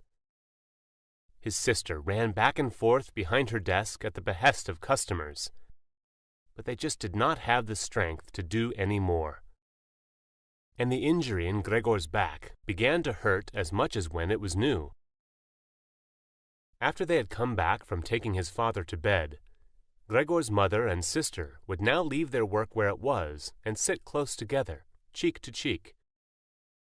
His mother would point to Gregor's room and say, "Close that door, Greta." And then, when he was in the dark again, they would sit in the next room and their tears would mingle, or they would simply sit there staring dry-eyed at the table. Gregor hardly slept at all, either night or day. Sometimes he would think of taking over the family's affairs, just like before, the next time the door was opened. He had long forgotten about his boss and the chief clerk, but they would appear again in his thoughts, the salesman and the apprentices, that stupid tea-boy, 2 or 3 friends from other businesses, one of the chambermaids from a provincial hotel, a tender memory that appeared and disappeared again, a cashier from a hat shop for whom his attention had been serious but too slow. All of them appeared to him, mixed together with strangers and others he had forgotten. But instead of helping him and his family, they were all of them inaccessible, and he was glad when they disappeared. Other times he was not at all in the mood to look after his family. He was filled with simple rage about the lack of attention he was shown, and although he could think of nothing he would have wanted, he made plans of how he could get into the pantry, where he could take all the things he was entitled to, even if he was not hungry. Gregor's sister no longer thought about how she could please him, but would hurriedly push some food or other into his room with her foot before she rushed out to work in the morning and at midday. And in the evening she would sweep it away again with the broom, indifferent as to whether it had been eaten or, more often than not, had been left totally untouched. She still cleared up the room in the evening, but now she could not have been any quicker about it. Smears of dirt were left on the walls. Here and there were little balls of dust and filth. At first, Gregor went into one of the worst places when his sister arrived as a reproach to her, but he could have stayed there for weeks without his sister doing anything about it. She could see the dirt as well as he could, but she had simply decided to leave him to it. At the same time, she became touchy in a way that was quite new for her, and which everyone in the family understood. Cleaning up Gregor's room was for her and her alone. Gregor's mother did once thoroughly clean his room, and needed to use several bucketfuls of water to do it. Although that much dampness also made Gregor ill, and he lay flat on the couch, bitter and immobile. But his sister was to be punished still more for what she had done, as hardly had his sister arrived home in the evening Then she noticed the change in Gregor's room and, highly aggrieved, ran back into the living room where, despite her mother's raised and imploring hands, she broke into convulsive tears. Her father, of course, was startled out of his chair, and the two parents looked on astonished and helpless. Then they, too, became agitated. Gregor's father, standing to the right of his mother, accused her of not leaving the cleaning of Gregor's room to his sister. From her left, Gregor's sister screamed at her that she was never to clean Gregor's room again, while his mother tried to draw his father, who was beside himself with anger, into the bedroom. His sister, quaking with tears, thumped on the table with her small fists, and Gregor hissed in anger that no one had even thought of closing the door to save him the sight of this and all its noise. Gregor's sister was exhausted from going out to work, and looking after Gregor as she had done before was even more work for her. But even so, his mother ought certainly not to have taken her place. Gregor, on the other hand, ought not to be neglected. Now, though, the charwoman was here. This elderly widow, with a robust bone structure that made her able to withstand the hardest of things in her long life, wasn't really repelled by Gregor. Just by chance one day, rather than any real curiosity, she opened the door to Gregor's room and found herself face to face with him. He was taken totally by surprise. No one was chasing him, but he began to rush to and fro while she just stood there in amazement, with her hands crossed in front of her. From then on, she never failed to open the door slightly every evening and morning and look briefly in on him. At first she would call to him as she did so, with words that she probably considered friendly, such as, "Come on then, you old dung beetle," or "Look at the old dung beetle there." Gregor never responded to being spoken to in that way, but just remained where he was without moving, as if the door had never even been opened. If only they had told this charwoman to clean up his room every day, instead of letting her disturb him for no reason whenever she felt like it. One day, early in the morning, while a heavy rain struck the window panes, perhaps indicating that spring was coming, she began to speak to him in that way once again. Gregor was so resentful of it that he started to move toward her. He was slow and infirm, but it was like a kind of attack. Instead of being afraid, the charwoman just lifted up one of the chairs from near the door and stood there with her mouth open, clearly intending not to close her mouth until the chair in her hand had been slammed down into Gregor's back. "Aren't you coming any closer, then?" she asked when Gregor turned around again, and she calmly put the chair back in the corner. Gregor had almost entirely stopped eating. Only if he happened to find himself next to the food that had been prepared for him, he might take some of it into his mouth to play with it, leave it there a few hours, and then, more often than not, spit it out again. At first he thought it was distress at the state of his room that stopped him from eating, but he had soon got used to the changes made there. They had got into the habit of putting things into this room that they didn't have room for anywhere else, and there were now many such things, as one of the rooms in the flat had been rented out to 3 gentlemen. These earnest gentlemen, all 3 of them had full beards, as Gregor learned peering through the crack in the door one day, were painfully insistent on things being tidy. This meant not only in their room, but, since they had taken a room in this establishment, in the entire flat, and especially in the kitchen. Unnecessary clutter was something they could not tolerate, especially if it was dirty. They had, moreover, brought most of their own furnishings and equipment with them. For this reason, many things had become superfluous, which, although they could not be sold, the family did not wish to discard. All these things found their way into Gregor's room. The dustbins from the kitchen found their way in there too. The charwoman was always in a hurry, and anything she couldn't use for the time being, she would just chuck in there. He, fortunately, would usually see no more than the object and the hand that held it. The woman most likely meant to fetch the things back out again when she had the time and opportunity, or to throw everything out in one go, but what actually happened was that they were left where they landed when they had first been thrown, unless Gregor made his way through the junk and moved it somewhere else. At first he moved it because, with no other room free where he could crawl about, he was forced to. But later on he came to enjoy it, although moving about in the way left him sad and tired to death, and he would remain immobile for hours afterwards. The gentleman who rented the room would sometimes take their evening meal at home in the living room that was used by everyone, and so the door to this room was often kept closed in the evening. But Gregor found it easy to give up having the door open. He had, after all, often failed to make use of it when it was open, and, without the family having noticed it, lain in his room in its darkest corner. One time, though, the charwoman left the door to the living room slightly open, and it remained open when the gentleman who rented the room came in the evening and the light was put on. They sat up at the table where, formerly, Gregor had taken his meals with his mother and father. They unfolded the serviettes and picked up their knives and forks. Gregor's mother immediately appeared in the doorway with a dish of meat, and soon behind her came his sister with a dish piled high with potatoes. The food was steaming and filled the room with its smell. The gentlemen bent over the dishes set in front of them, as if they wanted to test the food before eating it, and the gentleman in the middle, who seemed to count as an authority for the other two, did indeed cut off a piece of meat while it was still in its dish, clearly wishing to establish whether it was sufficiently cooked, or whether it should be sent back to the kitchen. It was to his satisfaction, and Gregor's mother and sister, who had been looking on anxiously, began to breathe again and smiled. The family themselves ate in the kitchen. Nonetheless, Gregor's father came into the living room before he went into the kitchen, bowed once with his cap in his hand, and did his round of the table.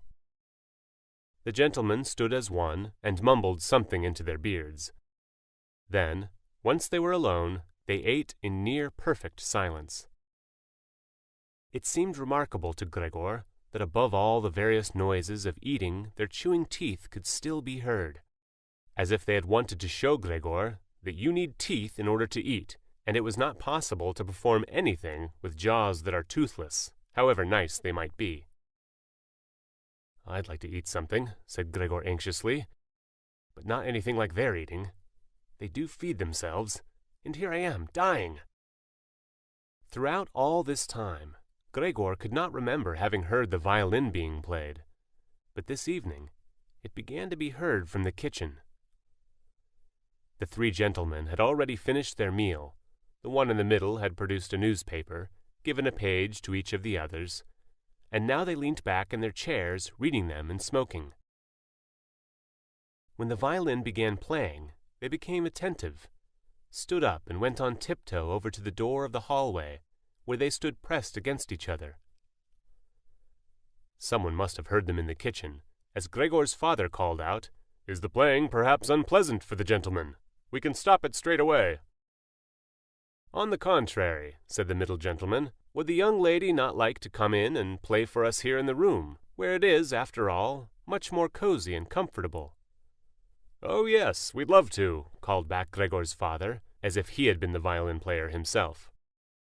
The gentleman stepped back into the room and waited. Gregor's father soon appeared with the music stand, his mother with the music, and his sister with the violin. She calmly prepared everything for her to begin playing. His parents, who had never rented out a room before, and therefore showed an exaggerated courtesy towards the three gentlemen, did not even dare to sit on their own chairs. His father leant against the door with his right hand pushed in between two buttons on his uniform coat. His mother, though, was offered a seat by one of the gentlemen and sat, leaving the chair where the gentleman happened to have placed it, out of the way in a corner. His sister began to play. Father and mother paid close attention, one on each side, to the movements of her hands. Drawn in by the playing, Gregor had dared to come forward a little, and already had his head in the living room. Before, he had taken great pride in how considerate he was, but now it hardly occurred to him that he had become so thoughtless about the others. What's more, there was now all the more reason to keep himself hidden, as he was covered in the dust that lay everywhere in his room that flew up at the slightest movement. He carried threads, hairs, and remains of food about on his back and sides.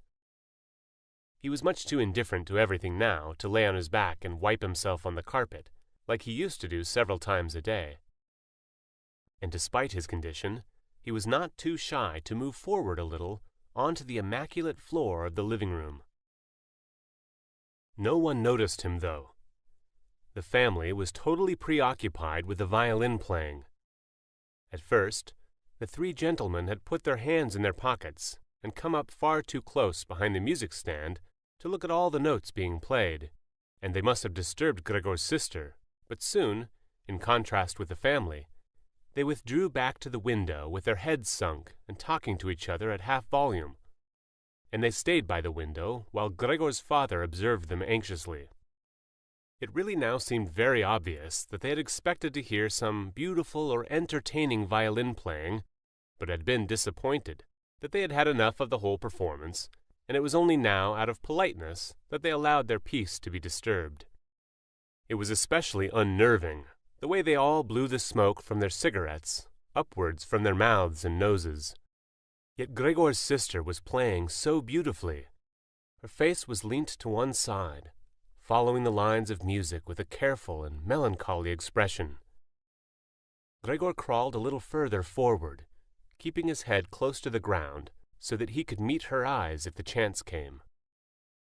Was he an animal if music could captivate him so? It seemed to him that he was being shown the way to the unknown nourishment he had been yearning for. He was determined to make his way forward to his sister and tug at her skirt to show her she might come into his room with her violin, as no one appreciated her playing here as much as he would. He never wanted to let her out of his room, not while he lived anyway. His shocking appearance should, for once, be of some use to him. He wanted to be at every door of his room at once to hiss and spit at the attackers. His sister should not be forced to stay with him, though, but stay of her own free will. She would sit beside him on the couch with her ear bent down to him, while he told her how he had always intended to send her to the conservatory, how he would have told everyone about it last Christmas. Had last Christmas really come and gone already, if this misfortune hadn't gotten in the way, and refused to let anyone dissuade him from it. On hearing all this, his sister would break out in tears of emotion, and Gregor would climb up to her shoulder and kiss her neck, which, since she had been going out to work, she had kept free without any necklace or collar. "Mr. Samsa!" shouted the middle gentleman to Gregor's father, pointing, without wasting any more words, with his forefinger at Gregor as he slowly moved forward. The violin went silent. The middle of the three gentlemen first smiled at his two friends, shaking his head, and then looked back at Gregor. His father seemed to think it more important to calm the three gentlemen before driving Gregor out, even though they were not at all upset, and seemed to think Gregor was more entertaining than the violin playing had been. He rushed up to them with his arms spread out, and attempted to drive them back into their room, at the same time as trying to block their view of Gregor with his body. Now they did become a little annoyed, and it was not clear whether it was his father's behavior that annoyed them, or the dawning realization that they had had a neighbor like Gregor in the next room without knowing it. They asked Gregor's father for explanations, raised their arms like he had, tugged excitedly at their beards, and moved back towards their room only very slowly. Meanwhile, Gregor's sister had overcome the despair she had fallen into when her playing was suddenly interrupted. She had let her hands drop and let violin and bow hang limply for a while, but continued to look at the music as if still playing. But then she suddenly pulled herself together, lay the instrument on her mother's lap, who still sat laboriously struggling for breath where she was, and ran into the next room which, under pressure from her father, the three gentlemen were more quickly moving toward. Under his sister's experienced hand, the pillows and covers on the beds flew up and were put into order, and she had already finished making the beds and slipped out again before the three gentlemen had reached the room. Gregor's father seemed so obsessed with what he was doing that he forgot all the respect he owed to his tenants. He urged them and pressed them until, when he was already at the door of the room, the middle of the three gentlemen shouted like thunder and stamped his foot, and thereby brought Gregor's father to a halt. I declare here and now, he said, raising his hand and glancing at Gregor's mother and sister to gain their attention too, that with regard to the repugnant conditions that prevail in this flat and with this family. Here he looked briefly but decisively at the floor. I give immediate notice on my room. For the days that I have been living here, I will, of course, pay nothing at all. On the contrary, I will consider whether to proceed with some kind of action for your damages from you, and believe me, it would be very easy to set out the grounds for such an action. He was silent and looked straight ahead as if waiting for something. And indeed, his two friends joined in with the words, "And we also give immediate notice." And with that, he took hold of the door handle and slammed the door. Gregor's father staggered back to his seat, feeling his way with his hands, and fell into it. It looked as if he was stretching himself out for his usual evening nap, but from the uncontrolled way his head kept nodding, it could be seen that he was not sleeping at all. Throughout all this, Gregor had lain still where the three gentlemen had first seen him.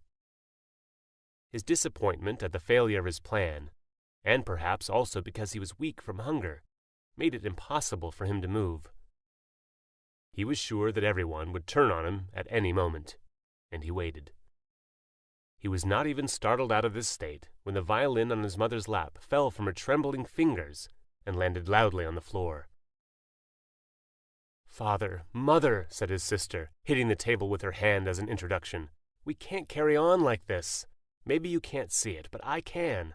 I don't want to call this monster my brother. All I can say is, we have to try and get rid of it. We've done all that's humanly possible to look after it and be patient.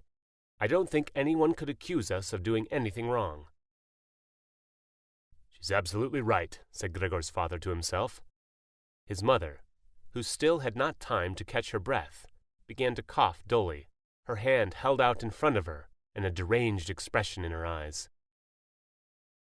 Gregor's sister rushed to his mother and put her hand on her forehead. Her words seemed to give Gregor's father some more definite ideas. He sat upright, played with his uniform cap between the plates left by the three gentlemen after their meal, and occasionally looked down at Gregor as he lay there immobile.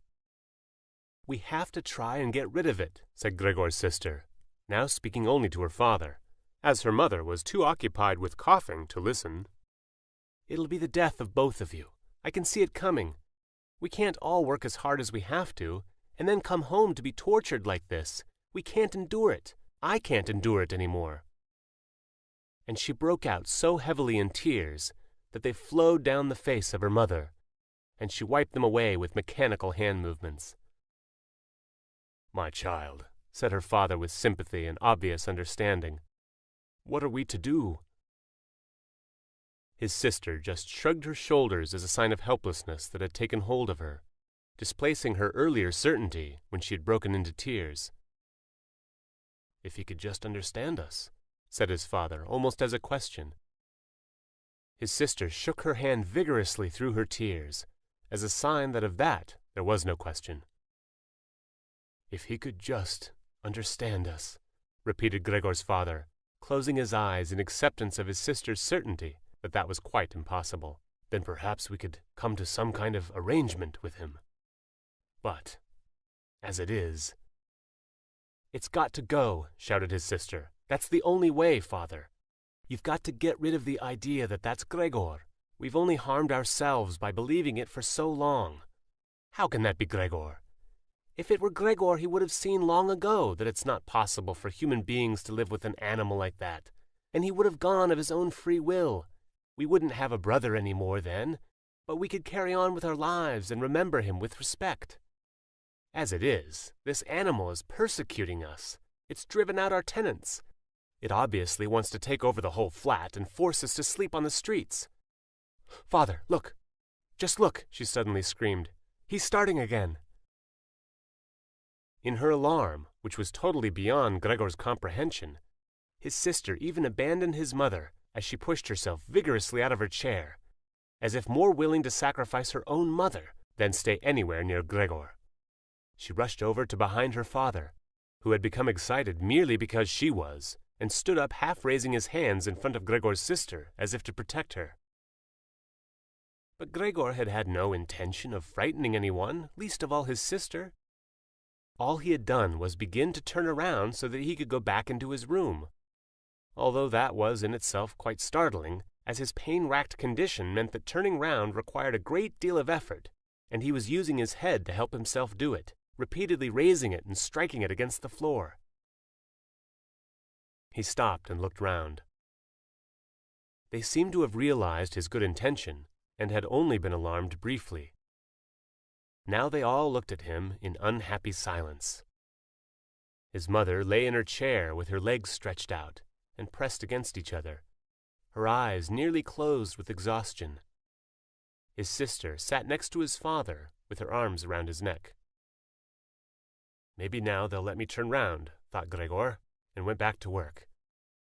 He could not help panting loudly with the effort, and had sometimes to stop and take a rest. No one was making him rush any more. Everything was left up to him. As soon as he had finally finished turning round, he began to move straight ahead. He was amazed at the great distance that separated him from his room, and could not understand how he had covered that distance in his weak state a little while before and almost without noticing it. He concentrated on crawling as fast as he could, and hardly noticed that there was not a word, not any cry from his family to distract him. He did not turn his head until he had reached the doorway. He did not turn it all the way around, as he felt his neck becoming stiff, but it was nonetheless enough to see that nothing behind him had changed. Only his sister had stood up. With his last glance, he saw that his mother had now fallen completely asleep. He was hardly inside his room before the door was hurriedly shut, bolted, and locked. The sudden noise behind Gregor so startled him that his little legs collapsed under him. It was his sister who had been in so much of a rush. She had been standing there waiting and sprung forward lightly.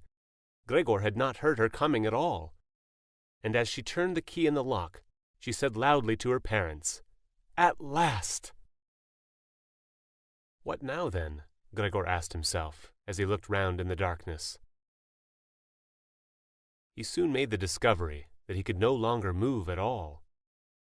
This was no surprise to him. It seemed rather that being able to actually move around on those spindly little legs until then was unnatural. He also felt relatively comfortable. It is true that his entire body was aching, but the pain seemed to be slowly getting weaker and weaker, and would finally disappear altogether.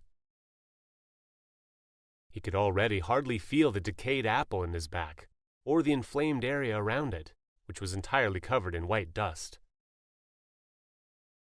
He thought back of his family with emotion and love. If it was possible, he felt that he must go away even more strongly than his sister. He remained in this state of empty and peaceful rumination until he heard the clock tower strike 3 in the morning. He watched as it slowly began to get light everywhere outside the window, too. Then, without his willing it, his head sank down completely, and his last breath flowed weakly from his nostrils.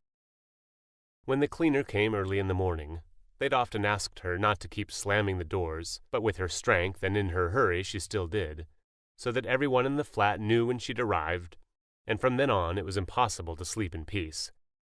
She made her usual brief look in on Gregor, and at first found nothing special. She thought he was lying there so still on purpose, playing the martyr. She attributed all possible understanding to him. She happened to be holding the long broom in her hand, so she tried to tickle Gregor with it from the doorway. When she had no success with that, she tried to make a nuisance of herself and poked at him a little. And only when she found she could shove him across the floor with no resistance at all, did she start to pay attention. She soon realized what had really happened, opened her eyes wide, whistled to herself, but did not waste time to yank open the bedroom doors and shout loudly into the darkness of the bedrooms, "Come and have a look at this! It's dead! Just laying there, stone dead!" Mr. and Mrs. Samsa sat upright there in their marriage bed, and had to make an effort to get over the shock caused by the cleaner before they could grasp what she was saying.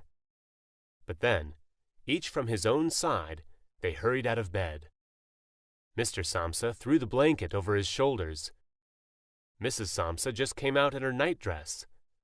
And that is how they went into Gregor's room. On the way, they opened the door to the living room where Greta had been sleeping since the three gentlemen had moved in. She was fully dressed as if she had never been asleep, and the paleness of her face seemed to confirm this. "Dead?"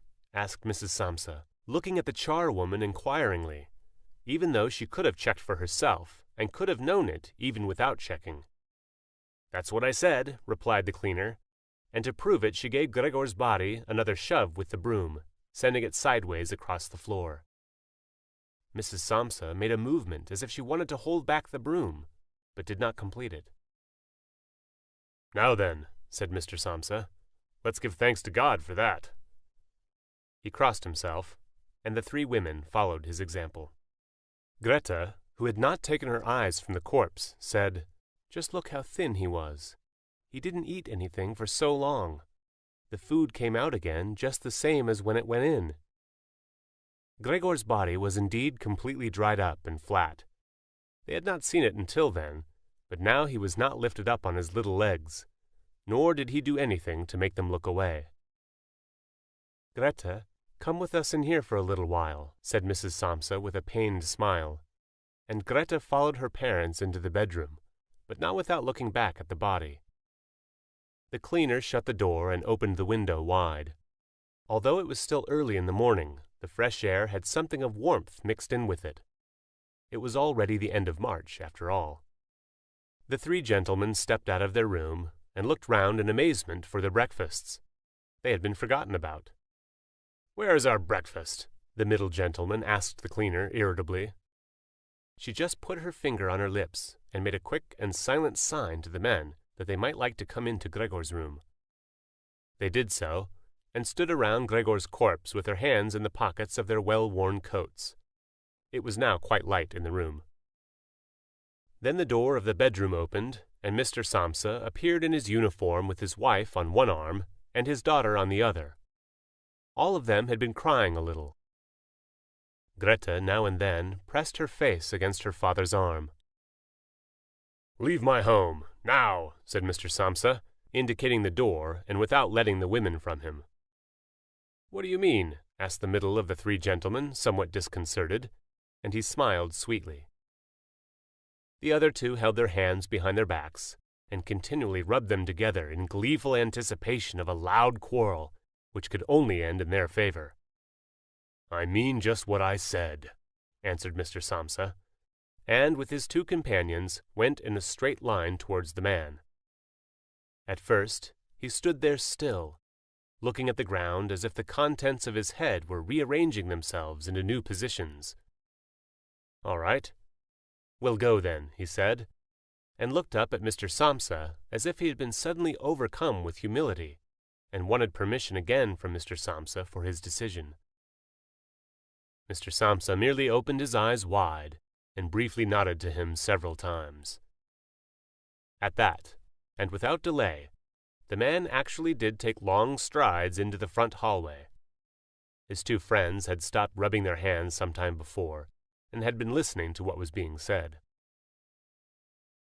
Now they jumped off after their friend, as if taken with a sudden fear that Mr. Samsa might go into the hallway in front of them and break the connection with their leader.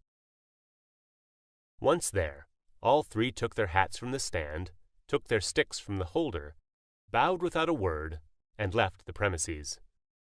Mr. Samsa and the two women followed them out onto the landing, but they had had no reason to mistrust the men's intentions, and as they leaned over the landing they saw how the three gentlemen made slow but steady progress down the many steps. As they turned the corner on each floor, they disappeared and would reappear a few moments later. The further down they went, the more that the Samsa family lost interest in them. When a butcher's boy, proud of posture with a tray on his head, passed them on his way up and came nearer, Mr. Samsa and the women came away from the landing and went, as if relieved, back into the flat. They decided the best way to make use of that day was for relaxation and to go for a walk. Not only had they earned a break from work, but they were in serious need of it.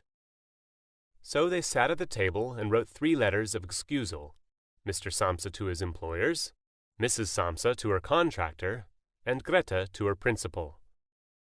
The cleaner came in while they were writing to tell them she was going. She'd finished her work for that morning. The 3 of them at first just nodded without looking up from what they were writing, and it was only when the cleaner still did not seem to want to leave that they looked up in irritation. "Well?" asked Mr. Samsa. The charwoman stood in the doorway with a smile on her face, as if she had some tremendous good news to report, but would only do it if she was clearly asked to. The almost vertical little ostrich feather on her hat, which had been a source of irritation to Mr. Samsa all the time she had been working for them, swayed gently in all directions. "What is it you want, then?" asked Mrs. Samsa, whom the cleaner had the most respect for.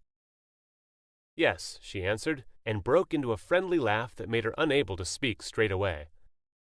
"Well then, that thing in there, you needn't worry about how you're going to get rid of it. That's all been sorted out." Mrs. Samsa and Greta bent down over their letters as if intent on continuing with what they were writing. Mr. Samsa saw that the cleaner wanted to start describing everything in detail, but with outstretched hand he made it quite clear that she was not to. So, as she was prevented from telling them all about it, she suddenly remembered what a hurry she was in and, clearly peeved, called out, "Cheerio then, everyone," turned round sharply and left, slamming the door terribly as she went. "Tonight she gets sacked," said Mr. Samsa, but he received no reply from either his wife or his daughter, as the charwoman seemed to have destroyed the peace they had only just gained. They got up and went over to the window, where they remained with their arms around each other. Mr. Samsa twisted round in his chair to look at them, and sat there watching for a while. Then he called out, "Come here, then. Let's forget about all that old stuff, shall we? Come and give me a bit of attention." The 2 women immediately did as he said, hurrying over to him where they kissed him and hugged him and then quickly finished their letters. After that, the 3 of them left the flat together, which was something they had not done for months, and took the tram out to the open country outside the town. They had the tram, filled with warm sunshine, all to themselves. Leant back comfortably on their seats, they discussed their prospects, and found that on closer examination they were not at all bad off. Until then they had never asked each other about their work, but all 3 had jobs which were very good and held particularly good promise for the future. The greatest improvement for the time being, of course, would be achieved quite easily by moving house. What they needed now was a flat that was smaller and cheaper than the current one, which had been chosen by Gregor, one that was in a better location and, most of all, more practical. All the time, Greta was becoming livelier. With all the worry they had been having of late, her cheeks had become pale. But, while they were talking, Mr. and Mrs. Samsa were struck, almost simultaneously, with the thought of how their daughter was blossoming into a well-built and beautiful young lady. They became quieter. Just from each other's glance, and almost without knowing it, they agreed that it would soon be time to find a good man for her. And, as if in confirmation of their new dreams and good intentions, as soon as they reached their destination, Greta was the first to get up and stretch out her young body.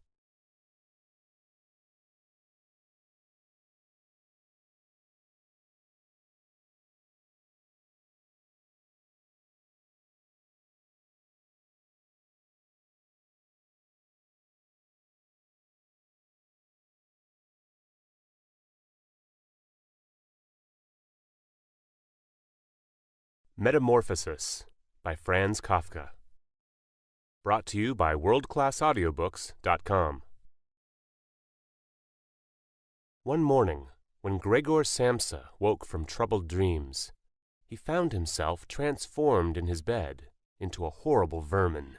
He lay on his armor-like back, and if he lifted his head a little, he could see his brown belly, slightly domed, and divided by arches into stiff sections. The bedding was hardly able to cover it, and seemed ready to slide off any moment. His many legs, pitifully thin compared with the size of the rest of him, waved about helplessly as he looked. "What's happened to me?" he thought. It wasn't a dream. His room, a proper human room, although a little too small, lay peacefully between its four familiar walls. A collection of textile samples lay spread out on the table. Samsa was a traveling salesman, and above it there hung a picture that he had recently cut out of an illustrated magazine and housed in a nice gilded frame. It showed a lady fitted out with a fur hat and fur boa who sat upright, raising a heavy fur muff that covered the whole of her lower arm towards the viewer. Gregor then turned to look out the window at the dull weather. Drops of rain could be heard hitting the pane, which made him feel quite sad. "How about if I sleep a little bit longer and forget all this nonsense?" he thought. But that was something he was unable to do, because he was used to sleeping on his right, and in his present state couldn't get into that position. However hard he threw himself onto his right, he always rolled back to where he was. He must have tried it 100 times, shut his eyes so that he wouldn't have to look at the floundering legs, and only stopped when he began to feel a mild, dull pain there that he had never felt before. "Oh, God," he thought, "what a strenuous career it is that I've chosen. Traveling day in and day out. Doing business like this takes much more effort than doing your own business at home. And on top of that, there's the curse of traveling. Worries about making train connections, bad and irregular food, contact with different people all the time, so that you can never get to know anyone or become friendly with them. It can all go to hell." He felt a slight itch up on his belly, pushed himself slowly up on his back towards the headboard so that he could lift his head better, found where the itch was, and saw that it was covered with lots of little white spots which he didn't know what to make of. And when he tried to feel the place with one of his legs, he drew it quickly back, because as soon as he touched it, he was overcome by a cold shudder. He slid back into his former position. "Getting up early all the time," he thought. "It makes you stupid. You've got to get enough sleep. Other traveling salesmen live a life of luxury. For instance, whenever I go back to the guest house during the morning to copy out the contract, these gentlemen are always still sitting there eating their breakfasts. I ought to just try that with my boss. I'd get kicked out on the spot. Who knows? Maybe that would be the best thing for me. If I didn't have my parents to think about, I'd have given in my notice a long time ago. I'd have gone up to the boss and told him just what I think. Tell him everything I would. Let him know just what I feel. He'd fall right off his desk. And it's a funny sort of business to be sitting up there at your desk, talking down at your subordinates from up there, especially when you have to go right up close because the boss is hard of hearing. Well, there's still some hope. Once I've got the money together to pay off my parents' debt to him, another 5 or 6 years, I suppose, that's definitely what I'll do. That's when I'll make the big change. First of all, though, I've got to get up. My train leaves at 5. And he looked over at the alarm clock, ticking on the chest of drawers. God in heaven, he thought. It was 6:30, and the hands were quietly moving forwards. It was even later than 7:30, more like 7:15. Had the alarm clock not rung? He could see from the bed that it had been set for 4 o'clock as it should have been. It certainly must have rung. Yes, but was it possible to quietly sleep through that furniture-rattling noise? True, he had not slept peacefully, but probably all the more deeply because of that. What should he do now? The next train went at 7. If he were to catch that, he would have to rush like mad, and the collection of samples was still not packed, and he did not at all feel particularly fresh and lively. And even if he did catch the train, he would not avoid his boss's anger, as the office assistant would have been there to see the 5 o'clock train go, He would have to put in his report about Gregor's not being there a long time ago. The office assistant was the boss's man, spineless, and with no understanding. What about if he reported sick? But that would be extremely strained and suspicious, as in 15 years of service, Gregor had never once yet been ill. His boss would certainly come round with a doctor from the medical insurance company, accuse his parents of having a lazy son, and accept the doctor's recommendation not to make any claim, as the doctor believed that no one was ever ill, but that many were work-shy. And what's more, would he have been entirely wrong in this case? Gregor did, in fact, apart from excessive sleepiness after sleeping for so long, feel completely well, and even felt much hungrier than usual. He was still hurriedly thinking all this through, unable to decide to get out of bed, when the clock struck 7:15. There was a cautious knock at the door near his head. "Gregor," somebody called. It was his mother. "It's 7:15. Didn't you want to go somewhere?" That gentle voice. Gregor was shocked when he heard his own voice answering. It could hardly be recognized as the voice he had had before. As if from deep inside him, there was a painful and uncontrollable squeaking mixed in with it. The words could be made out at first, but then there was sort of an echo which made them unclear, leaving the hearer unsure whether he had heard properly or not. Gregor had wanted to give a full answer and explain everything, but in the circumstances contented himself with saying, "Yes, Mother, yes, thank you, I'm getting up now." The change in Gregor's voice probably could not be noticed outside through the wooden door, as his mother was satisfied with this explanation and shuffled away. But this short conversation made the other members of the family aware that Gregor, against their expectations, was still at home, and soon his father came knocking at one of the side doors, gently, but with his fist. "Gregor, Gregor," he called. "What's wrong?"